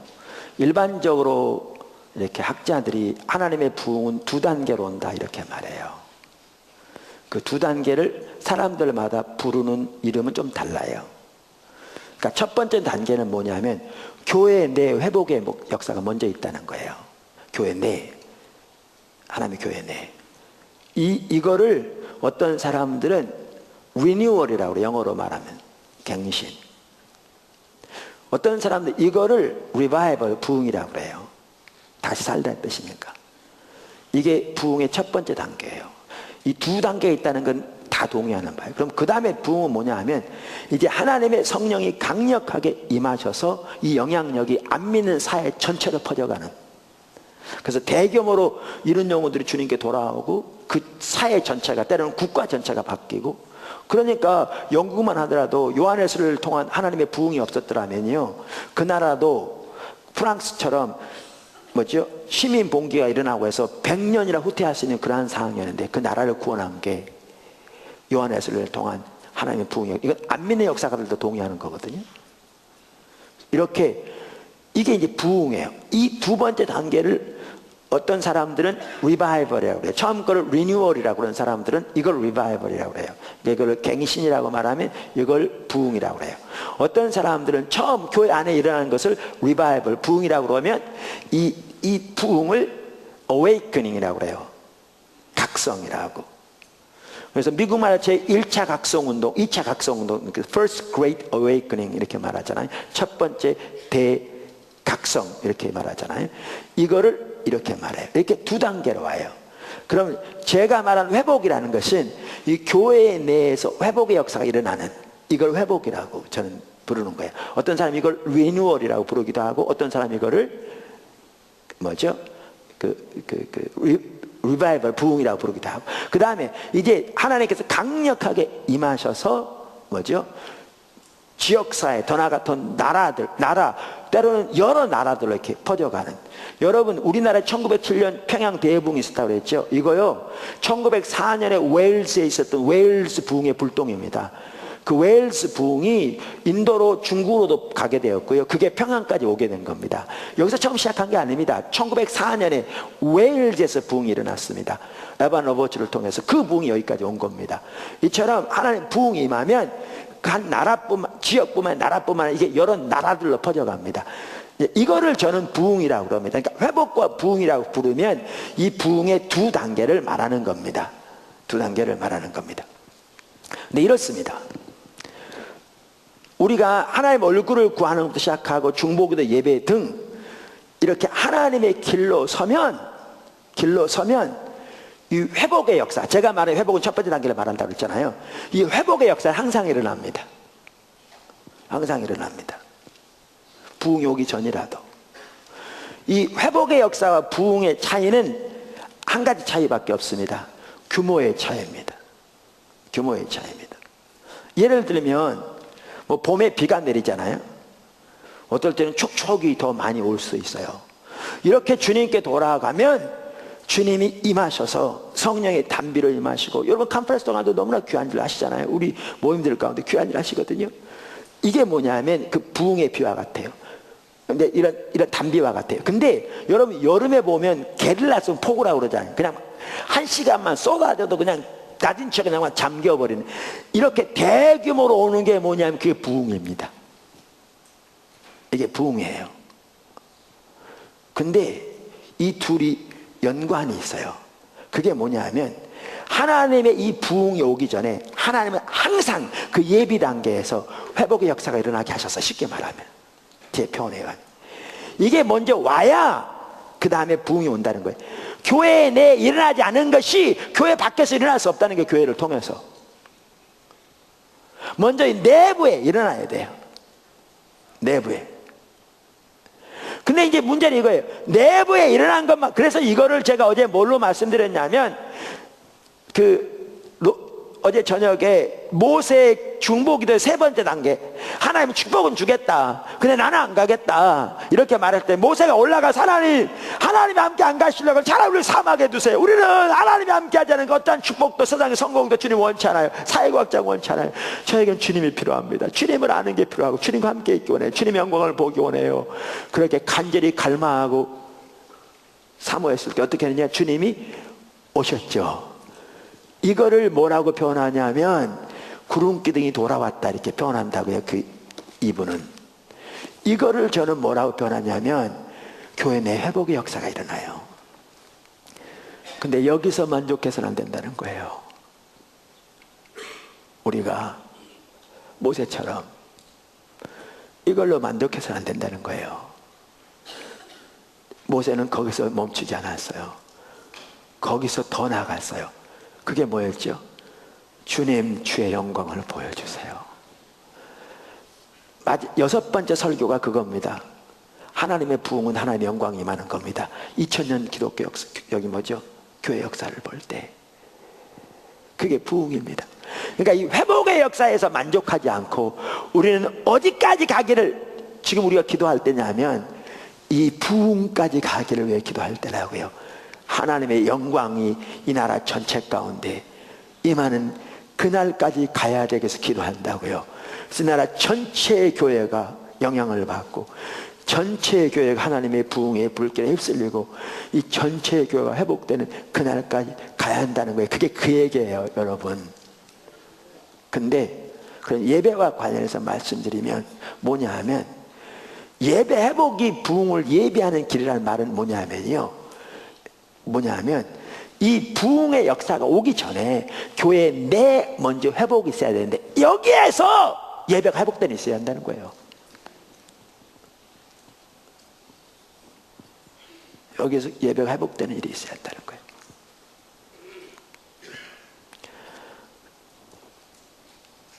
그래서 우리는 기꺼이 대가를 지불하고 예배가 회복되기를 위해서 추구해야 돼요. 예배 회복이 부흥을 가져와요. 저는 지금까지 이렇게 주님을 따라오면서 사역도 그렇고 한 번도 제가 계획해서 해본 적이 없어요. 어제도 어떤 사석에서 어떤 분이 저한테 그러시더라고요. 이제 우리 선교회 이렇게 리더들 같이 모여서 식사하고 그러는데 그분이 거기 오셔서 나한테 이렇게 어떤 일을 결정해 추진해가는 리더십이 있네요. 그래서 난 없다고 그랬더니 옆에 있는 분들이 뭐 다르게 말하고 그러는데, 제가 표현한 것은요, 지금 사역 제가 계획해서 온 거 하나도 없어요. 어느 거 하나 제 머리에 나온 게 없어요. 단 하나도. 저는 그저 주님이 앞서가시면 주님의 뜻을 보이실 때 삶은 저전 거기에 동참했을 뿐이에요. 근데 사역뿐만 아니고요, 여기까지 오도록도 제가 계획해서 온 게 없어요. 신앙의 본질로 노력해 주신 것도 그분이 강권적으로 하신 거고요, 중보기도를 세우신 것도 그분이 강권적으로 하신 거예요. 예배요, 그분이 강권적으로 하신 거예요. 찬양 경배를 제가 처음 교회 세울 때부터 이렇게 하나님이 이런 부분을 이렇게 배우게 하시고 인도에 가셨어요. 근데 두 번째 교회를 세우기 위해서 하나님 분당이 시작하도록 해서 이제 사임하고 분당으로 왔는데요, 가정에서부터 준비하는 모임부터 시작했어요. 이제 들어갈 장소는 계약이 돼 있었는데 입주가 한 1년 정도 시간이 있어서 여유가 있었어요. 가정에서 이제 한 부부하고 우리 부부하고 두 부부가 모여서 예배를 드린 게 주일날 낮이에요. 그분은 이제 서울 살았기 때문에 저녁 예배는 가까운 교회 집 앞에 가고, 저도 우리 동네 분당에서 가까운 교회 저녁 예배를 갔어요. 근데 그 당시 예배를 드리고 오면요, 마음이 아파서 견딜 수가 없었어요. 예배를 안 드리러 가면 괜찮은데 예배를 드리고 오면 견딜 수가 없었어요. 그래서 이렇게 그 당시 우리 집에 조그만 이렇게 방에 들어가서 한 30분 엎드려 있어야 했어요. 어떨 때는 1시간 동안 엎드려 있어야 했어요. 그러면 좀 견딜만 했어요. 왜 그러냐면요, 갔더니 이렇게 예배 드리더라고요. 종땡 치고 묵도로 시작해요. 그 다음에 찬송을 하는데 잘하는 찬송이죠. 나의 영원하신 기억 생명보다 귀하다, 이런 찬양 한다면 원래 그 가사는 그렇잖아요. Thou art my everlasting portion. 주님, 당신이 나의 영원한 기업입니다. 생명보다 금보다 귀합니다. 이런 찬양인데, 그럼 그분을 바라보며 주님께 주님, 당신은 나의 영원한 생명보다 금보다 귀한 유업입니다라고 고백하는 건데, 그런 건 개념도 없고요, 자다는 찬송이 입술에 나오는 거예요. 근데 하나님께 찬송을 드린다고 그러면서 하나님을 인식조차 않고요, 이만큼의 염두에 두지 않고요, 사람 소리잖아요. 나의 영원하신 기억 생명보다 귀하다. 누가 방문한 사람이 있으면 나의 뭐 다가도록, 뭐죠? 네, 나의 갈 길 다가도록. 그러니까 하나님에 대해서는 이만큼의 관심도 없어요. 하나님께 드린다고 하면서 사람만 있어요. 그리고 대표기도 하더라고요. 그럼 대표기도 하면 들어보면 알죠. 정말 하나님 앞에 나아가 예수님의 십자가 보혈의 공로만을 지어서 하나님께서 행하신 그 아름다운 일들에 하나님께 찬사를 드리고 그분을 기뻐하고 그분의 은혜를 구하는 게 아니라 자기 정견발표해요. 기도하라는 형태로. 그리고 찬송 하나 또 그렇게 해요. 그리고 또 목사님 설교하는데요, 하나님 자만 빼면 민방위 교육 시간에 해도 조금도 손색할 수 없는 내용이에요. 우리 신앙에는 종교가, 윤리가 포함되지만 세상적인 윤리가 기독교는 아닌데, 하나님을 아는 것, 그분의 마음을 알고 그분의 길을 알아 그 가운데 동행하는 것, 개념조차 없어요. 그리고 주기도문 예배를 마쳐요. 갔다 오면 마음이 아픈 게요, 그게 무슨 예배입니까? 그게 무슨 하나님께 드린 예배입니까? 그 순서만 마치고 돌아가면 그래 하나님이 기뻐하신답니까? 제가 그런 게 아니고요, 마음이 아파서 견딜 수가 없어요. 제가 그냥 견딜 수가 없어요. 그래서 골방에 엎드려 그렇게 기도했어요. 하나님, 우리의 입술을 뿌린 예배를 용서해 주세요. 하나님을 예배한다고 하면서 하나님을 전혀 의식조차 하지 않는 우리들의 죄악된 예배를 용서해 주세요 라고 한 30분 엎드려 기도하고 나면요 좀 견딜만 했어요. 어떨 때는 1시간을 그렇게 엎드려 있어야 했어요. 그래야 참을만 했어요. 안 그러면 제가 견디지 못하겠으니까. 이러기를 꽤 여러 동안 했어요. 교회가 드디어 이제 입주를 했어요. 그래가지고 원래 처음에 계약했던 그 자리로 입주를 했어요. 그 지역이 그 당시에 그러니까 뭐죠? 그 당시 지역이 이제 아파트를 입주하니까요. 주일날이면 꽤 여러 사람들이 방문했어요. 한 일정 기간 동안 200명 이상이 방문했어요. 어떨 때는 5명, 어떨 때는 10명, 어떨 때는 그보다 더 많은 수가 이렇게 방문했어요.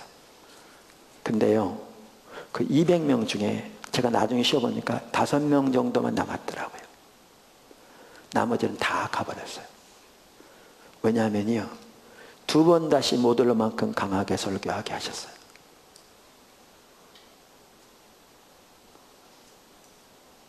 왜 그러냐면요, 원래 예배는 누구한테 드리러 오는 거죠?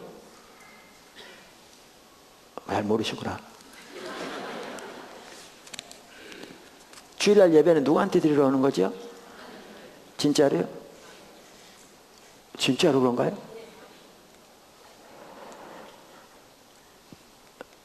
근데요, 제가 앞에서 설교하다 보면 어떨 때는 성도들의 어떤 그 상태가 보이잖아요. 말로는 하나님께 예배 드린다고 온다고 그럴지 모르지만 하나님을 의식하는 사람조차 거의 없어요. 소위 말하면 주일이 되었기 때문에 종교적인 의무화로 왔어요. 아까도 말씀드린 예배는 하나님을 구해서 나오는 거라고요. 그분을 추구해서, 그분을 알기를 구해서, 그분의 의중에 있는 것들을 알기를 구해서 그분께 감사와 찬사를 드리고 그분을 기뻐하고 그분을 높이기 위해서. 그런 개념조차 없어요. 종교적인 의무화로 온 거예요. 와서 이런 식이죠. 이제 입주했으니까 이 교회 저기 방문해 보잖아요. 마치 먹자골목 가서 이 집 음식 맛있나 먹어보는 것처럼 이렇게 앉아 있는 거죠. 실제로는 겉으로 안 해도 속으로 이렇게 앉아가지고 나를 한번 설득시켜 봐라. 혹시 당신 설교가 내 마음에 들면 혹시 내가 이 교회에 등록해 줄지 아냐? 이러고 앉아 있는 거죠. 근데 그게 사람 앞에 통할지 몰라도 그게 하나님 앞에 예배드린 자세냐고요. 이게 제 눈에 보이면 제 눈이 뒤집히더만요. 제 눈이 일단 뒤집혀. 이게 하나님께 예배드린 자세냐는 거죠. 이게 만군의 여호와 하나님께 예배드리러 왔냐는 거죠. 그러면 2번 다시 못 올 만큼 강력하게 설교하게 하세요. 그럼 제가 앞에 설교하다 보면요, 뒤에 이 쇠백이 쳐 있는 것 같아요. 이게 탁 튀기는 게 느껴져요. 안 받아들여요. 그래서 200명 이상이 방문했는데요, 5명 정도만 남았어요. 다 떠났어요. 그때요, 월세가 한 달에 250만 원. 월세만. 개척 초기에. 일반 재정까지 하면 한 달에 350만 원씩이 적자가 났어요. 이대로 가면 언제 문 닫을지 몰라요. 그러니까 있는 성도들마저도 목사님 사람들이 오는데 저 사람도 잘 받으나 논담해야 되지 않을 겁니까? 옆에서 압력을 넣는. 근데 그게 제 눈에 보였을 때 저는 다른 선택이 없었어요. 저요, 예배가 회복돼야 하나님의 부흥이 온다, 그것 때문에 전혀 그렇게 하지 않았어요. 그런 개념조차 저는 없었어요. 저는 제 자신을 부흥을 예배하는 사람을 생각하지도 않았고요, 지금도 저는 제 자신을 그렇게 생각하고 있는지를 모르겠어요. 저는 저에게 보이신 하나님의 길을 따라갈 뿐이에요. 특별히 그 예배를 준비하는 과정을 통해서 우리의 예배가 얼마나 심각하게 있을 뿐인 타락한 것인가를 철저하게 보게 하셨거든요. 그러니까 저에게는 선택의 여지가 없어서 저들이 다 떠나가고 몇 사람만이라도 남아서 하나님을 진정으로 예배한다면 그 예배가 훨씬 더 나은 예배가 될 것이기 때문에. 뿐만 아니고요, 제가 처음 교회를 개척할 때 이제 막 성장을 시작했거든요. 재정적으로 자립을 해고 아까 말씀드린 대로. 그랬는데 하나님의 의도하신 바가 안 되니까 너 다시 시작해, 그런 거거든요. 그래서 두 번째 교회 포도나무 교회를 시작했는데 사람만 모인들 하나님 의도하지만 안 되면 너 또다시 시작해. 그러면 언제까지 맨날 교회만 다시 시작하고 있겠어요? 그래서 저 같은 경우에는요 선택의 여지가 없었어요.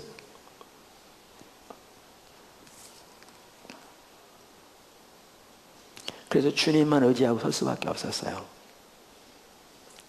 지금 돌이켜보면 지금 와서 돌이켜보면 그때 그렇게 하지 않았더라면 포도나무 교회는 존재하지 않았을 겁니다. 지금 이대로.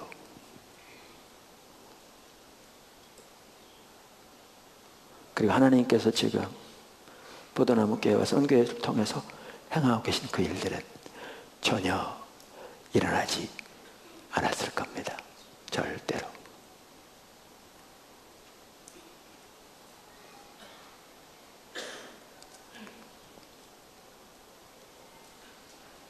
하나님의 부흥이 예비되려면 예배가 회복돼야 합니다. 사실 여러분 부흥 예비한다는 거창한 슬로건 내리고요, 하나님께 진정한 예배 드리는 게 해야 할 일이에요.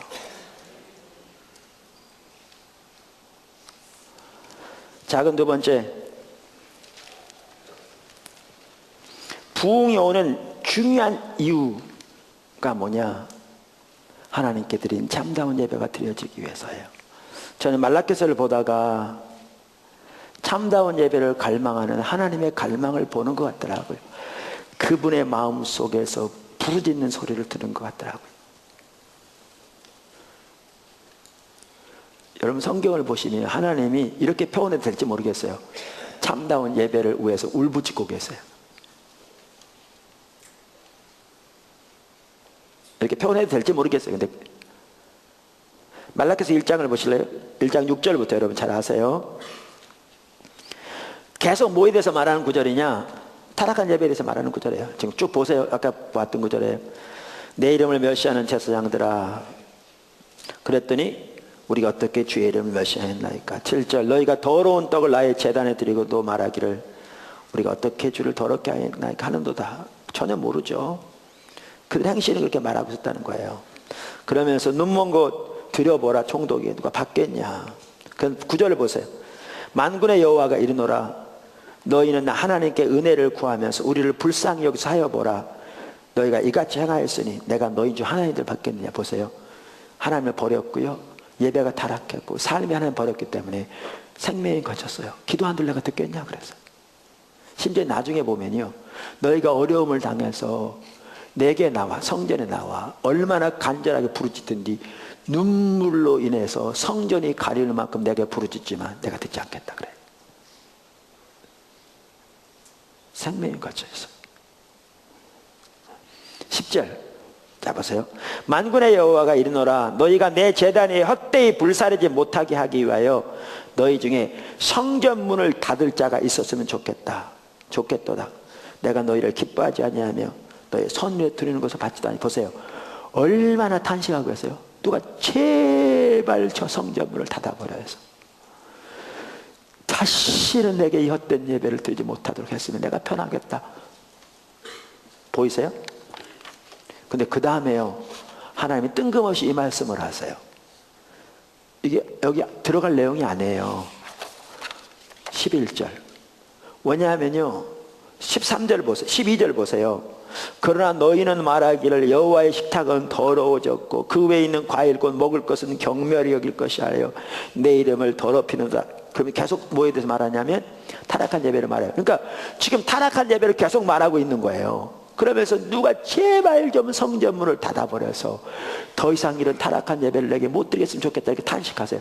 근데 들어갈 필요가 없는 그 한마디가 그 중간에 들어가요.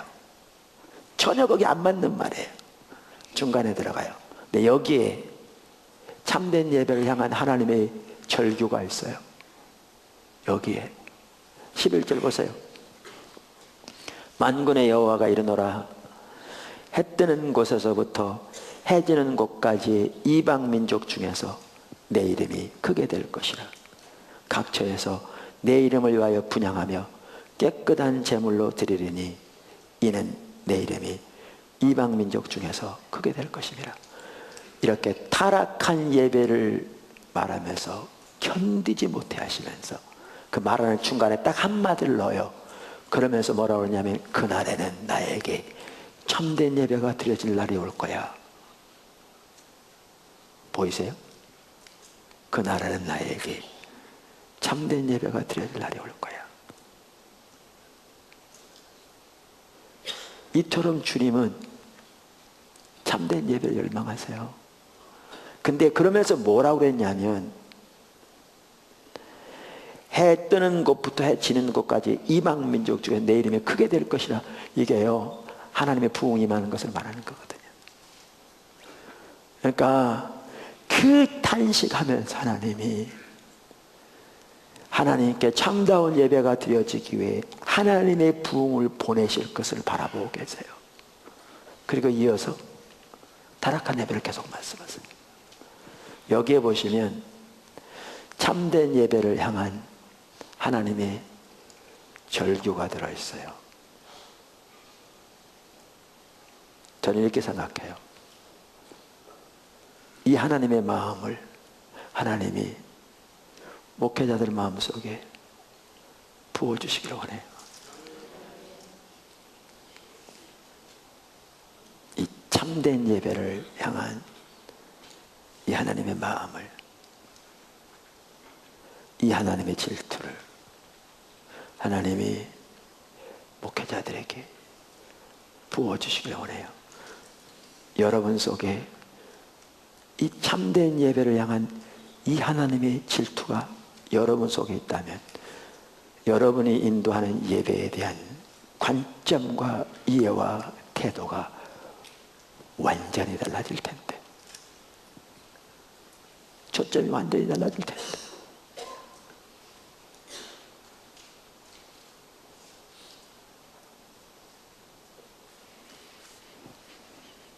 여러분 말라기서에 보면요 예수님이 오심을 예언해요. 잘 아시죠? 예수님 오심. 근데 말라기서에 보면 예수님이 오심 가장 주된 목적 중에 하나가 뭔지 아세요? 참된 예배가 드려지기 하기 위한 거예요. 참된 예배가. 말라기 3장 1절 만군의 여호와가 이르노라 보라 내가 내 사자를 보내리니 그가 내 앞에서 길을 준비할 것이요 너희의 구하는 바 주가 갑자기 그의 성전에 임하시리니 곧 너희가 사모하는 바 언약의 사자가 임하실 것이라. 그가 임하시는 날을 누가 당하며 그가 나타나는 때에 누가 능히 서리요. 그는 금을 연단하는 자의 불과 표백하는 자의 잿물과 같을 것이라. 그가 은을 연단하여 깨끗하게 하는 자 같이 앉아서 레위 자손을 깨끗하게 하되 금은같이 그들을 연단하리니 그들이 공의로운 제물을 나 여호와께 바칠 것이라. 그때 유다와 예루살렘의 봉헌물이 옛날과 고대와 같이 나 여호와께 기쁨이 되리라. 보세요. 메시아 예수님이 오시는 주된 목적 중에 하나가 참된 예배가 드려지기 위해서요. 그래요. 근데 오늘날 우리의 예배를 살펴보세요. 신약 시대 우리의 예배.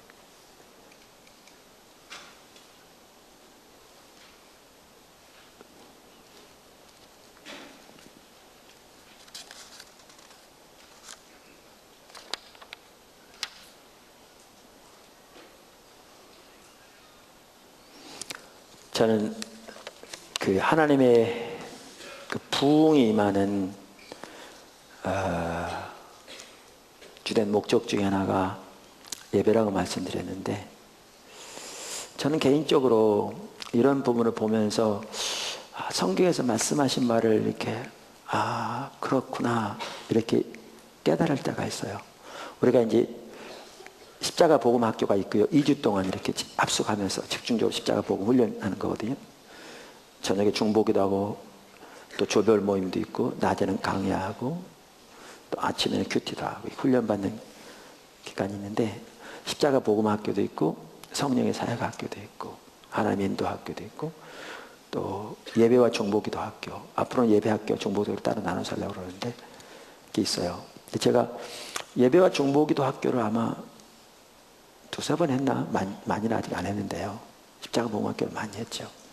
근데 예배와 중보기도 학교를 하면서 어느 때보다 하나님이 강력하게 임재하시고 함께 하시는 것을 저만 아니라 많은 사람들이 느꼈어요.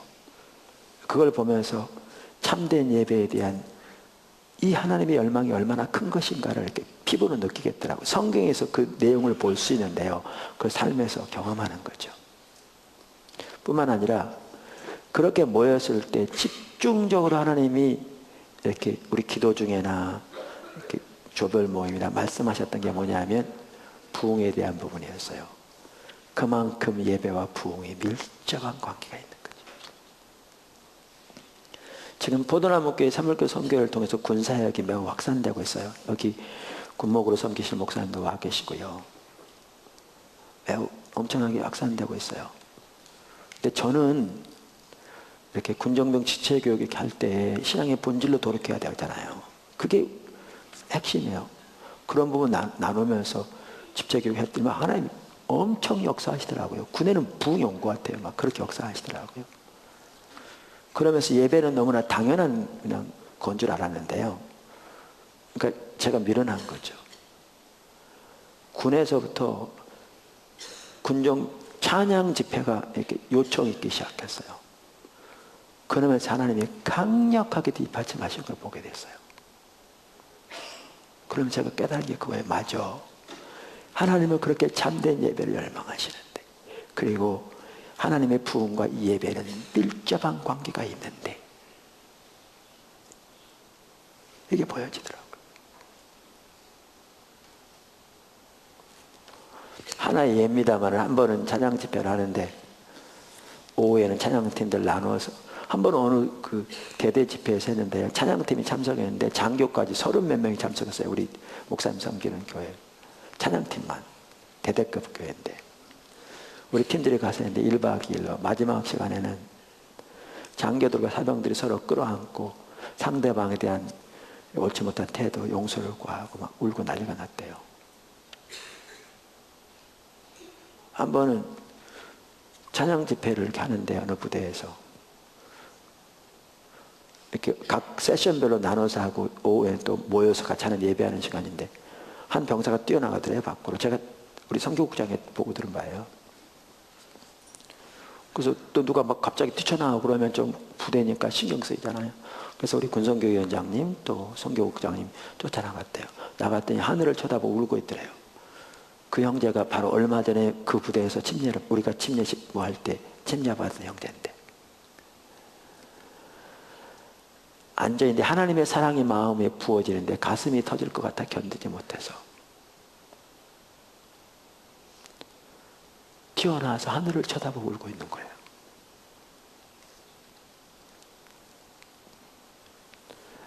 제가 그걸 보면서 더 느껴요.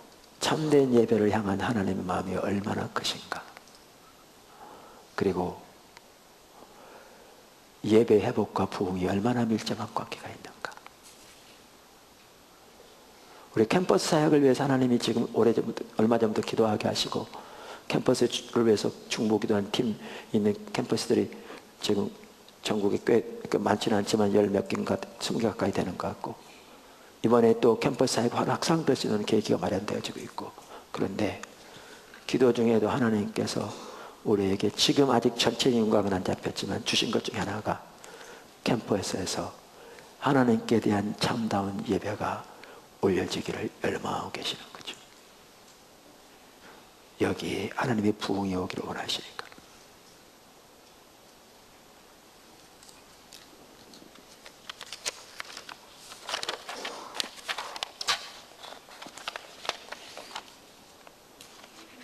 세 번째 간단히 하고 우리 기도사역 하겠습니다. 지금 기도사역 이번에 많이 못해서 죄송합니다.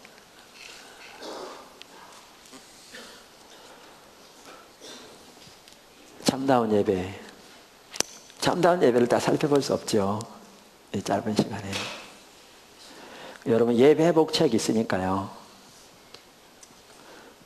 하나님 잘 인도하셨어요. 제가 교회에서 예배를 1년 동안 설교하면서 예배가 한 단계 업그레이드 됐는데 지금 또 다시 살펴볼 필요가 있어요. 근데 매번 살펴볼 수 없어서 그렇게 하고 있는데 그때 나누면서 고민하면서 주님의 인도를 구하는 가운데 그 책이 정리되게 하셨는데 제가 보아도 참 하나님 잘 인도하신 것 같아요. 지금은 얼마 전에 우리가 이제 요단 출판사 총판을 주어서 예배복을 바로 전국 서점에 뿌리기 시작했는데, 요단 출판사 담당자가 얼마 전에 전화해서 예배복 창현 반응이, 지금 나간 지 얼마 안 됐는데 반응이 매우 좋다고, 그러니까 많은 분들이 보기 시작하는 것 같아요. 우리 예배와 중보기도 학교도 있고요. 또 예배 있으니까 그때 또 자세히 이렇게 뭐 하시고, 이번 6월 달에 대구에서 영원한 십자가 성령 컨퍼런스가 열립니다. 그때 주제가 아마 예배복이 될 것 같습니다. 예. 근데 지금 제가 여기서 그 부분을 다 살펴볼 수는 없고요. 한두 가지만 말씀드리고 그리고 기도 사역하겠습니다. 무엇보다 신앙의 본질로 돌아가야 합니다. 자, 보세요. 여러분, 이걸 기억하셔야 돼요. 신앙과 예배와 삶이 분리되잖아요. 너무나 적지 않은 사람들이요, 예배 회복을 추구할 때 예배에 대한 것에만 신경 써요. 이게 해결책이 전혀 아니에요. 이게 해결책이 아니에요. 해결책일 수가 없어요. 이 세 개가 분리되지 않기 때문에요. 신앙의 본질에서 떠난 것이 하나님을 버린 거예요. 그러니까 그러면 예배를 위해서도 가장 먼저 돼야 될 게 뭐냐 하면 신앙의 본질로 돌아가야 돼요. 그래야 예배가 회복될 수 있어요. 또 신앙의 본질로 돌아가기 위해서 예배가 같이 회복되는 것 같이 가죠, 이게요.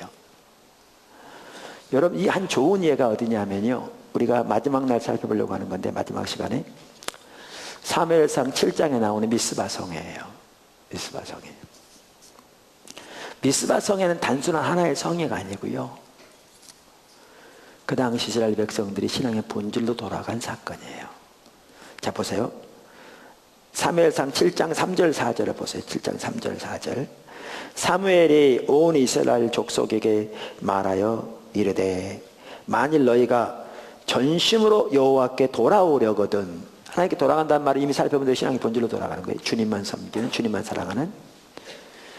이방 신들과 아스타롯을 너희 중에서 제거하고 너희 마음을 여호와께로 향하여 그분만을 섬기라, 그 말이죠. 그리하면 너희를 블레셋 사람들의 손에서 건져내시리라. 이에 이스라엘 자손들이 바알들과 아스타롯을 제거하고 여호와만 섬기니라. 이제 마지막에 살펴볼 텐데요, 이 사건은 신앙의 본질로 돌아간 사건이에요. 하나님께로 돌아간 사건이에요. 그랬더니 여기 보십시오. 9절을 보세요. 한번 다 같이 보세요. 사무엘상 7장 9절. 자, 보세요. 사무엘이, 자, 보십시오. 젖먹는 어린 양 하나를 가져다가 온전한 번제를 여호와께 드리고 이스라엘 위하여 부르짖음에 여호와께서 응답하셨더라. 그 켜놓으세요. 여기 보세요. 우리는 온전한 제사를 드린다, 번제를 드린다 그러니까 너무나 적지 않은 사람들은 뭘 보냐? 형식을 봐요. 그만큼 눈이 멀었어요. 여러분, 이스라엘 시대 그들이요, 성경대로 한 예배했다니까요. 예수님의 바리새인들이요, 누구보다 예배에 대한 성경적인 규정을 잘 아는 사람들이에요. 근데 그들 예배 다 타락한 예배였거든요. 입술을 본 예배라고 예수님께서 말씀하셨어요. 이사야 시, 예레미야 시, 예수님 시대도 이사야가 너희들 말했던, 너희가 입술을 날 존경하는 마음은 내게서 멀다. 너희가 사람의 교훈 삼아 가르친 나를 헛되이 경배한다. 그들의 예배가 잘못됐다고 말씀하셨어요. 여러분, 저거요, 우리는 너무나, 그러니까 정말 눈이 멀었어요. 형식 때문에 온전한 예배가 아니에요. 저들이 하나님께로 돌아갔어요. 신앙의 본질로. 그랬더니 그 예배가 온전한 예배예요. 그 다음에 보세요. 아까 이사야 시대, 너희의 숫송아지 순염소 어린 양, 너희의 무수한 재물, 살찐 짐승, 이 엄청난 재물이 드려야 되는데 주님이 증오한다고 그랬는데 양 한 마리 드렸어요.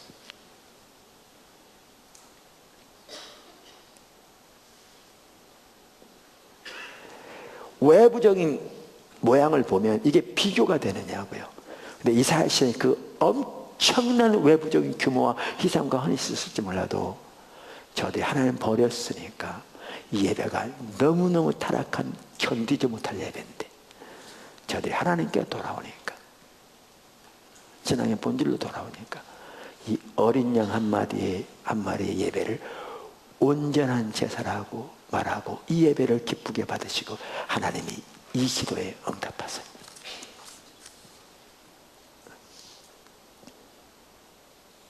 이제 우리 예배가 어디로 돌아갈까 보시죠.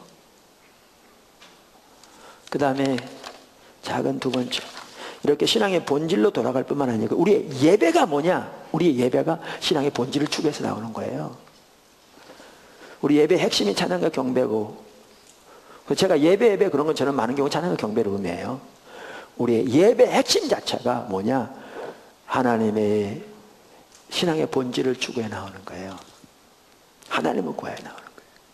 그분을 알기를, 그분의 영광을 보기를, 그분의 임재 가운데 그분과의 교제를 왜? 사실 저는요, 우리가 이제 매주 예배를 드리지만 한 번이라도 예배 시간에 하나님의 임재가 함께하지 않는 것 같고 우리의 찬양이 건성인 것 같고 성도들이 마음이 흩어져서 주님께 마음이 집중되지 않는 것 같으면 저는 견디지 못해요.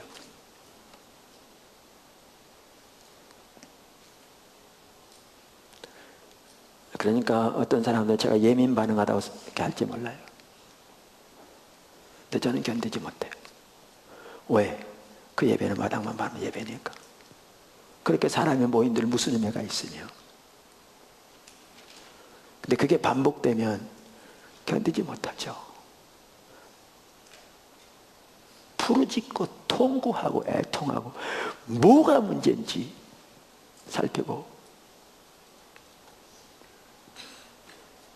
어떨 때는 교회가 커가니까 큰 배는 한꺼번에 못 돌잖아요. 이렇게 멀리 돌아야 되잖아요. 그런 것처럼 교회가 작았을 때는 확확 돌릴 수 있는 건 아니에요. 어떨 때는 이렇게 변화를 가져오더라도 시간이 걸릴 수는 있어요. 그건 당연히 제가 알아요. 그러나 한 번의 예배라도 그런 게 보여지면 저는 견디지 못해요. 우리의 예배는 신앙의 본질을 추구해 나오는 겁니다. 하나님을 추구해 나오는 게 예배입니다. 그분께 찬사를 드리고 그분을 기뻐하고 그분을 알기를 갈망하고 배고파하고 그분의 영광을 보기를 원하고 그분 앞에 발견되기를 원하고 그분으로 충만해지기를 원하고 그분의 의중과 마음을 알아 그 가운데 있기를 원해서 그렇게 주님을 추구하여 나오는 것이 예배입니다. 교회 성도들이 그렇게 오직 십자가의 공로만을 믿음으로 의지해 서서 교회의 기초 말씀드린 것처럼 그렇게 주님을 추구하여 나와 그분을 사모함으로 예배를 드린다면 그 예배 가운데 정말 하나님이 함께 하실 겁니다. 이건 구역 예배도 마찬가지고 오이코스도 마찬가지고 그렇게 해야 합니다.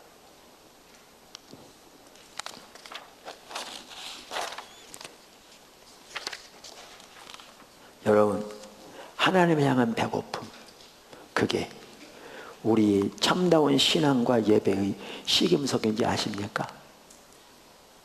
우리의 신앙이 올바른지 우리의 예배가 올바른지 그걸 테스트해 볼 수 있는 시금석은 우리 안에 시편 42편 1절인가요? 그 시편 기자처럼 하나님 그분을 알기를 원하는 갈망이 있는가 하는 겁니다. 이게 시금석입니다.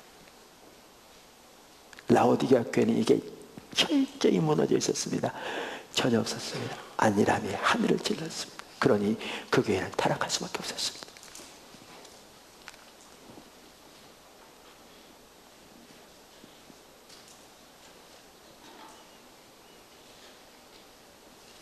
그래서 알티 캔들 목사님도 이렇게 말합니다. 참된 부흥의 한 주된 표적은 사람들이 하나님 외에는 아무것도 의식하지 않는 것이다. 그렇게 하나님을 구하여 나가는 예배, 삶, 그게 참다운 예배입니다. 오늘 저는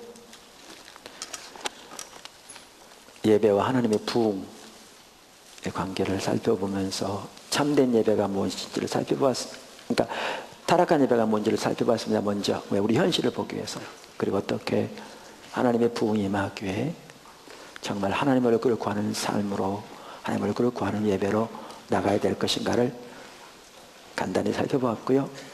숙제는 여러분에게 넘겨져 있습니다. 앞으로 계속 참된 예배를 배우고 그렇게 주님 앞에 나아가는 일 있기를 주님의 축원합니다. 아멘.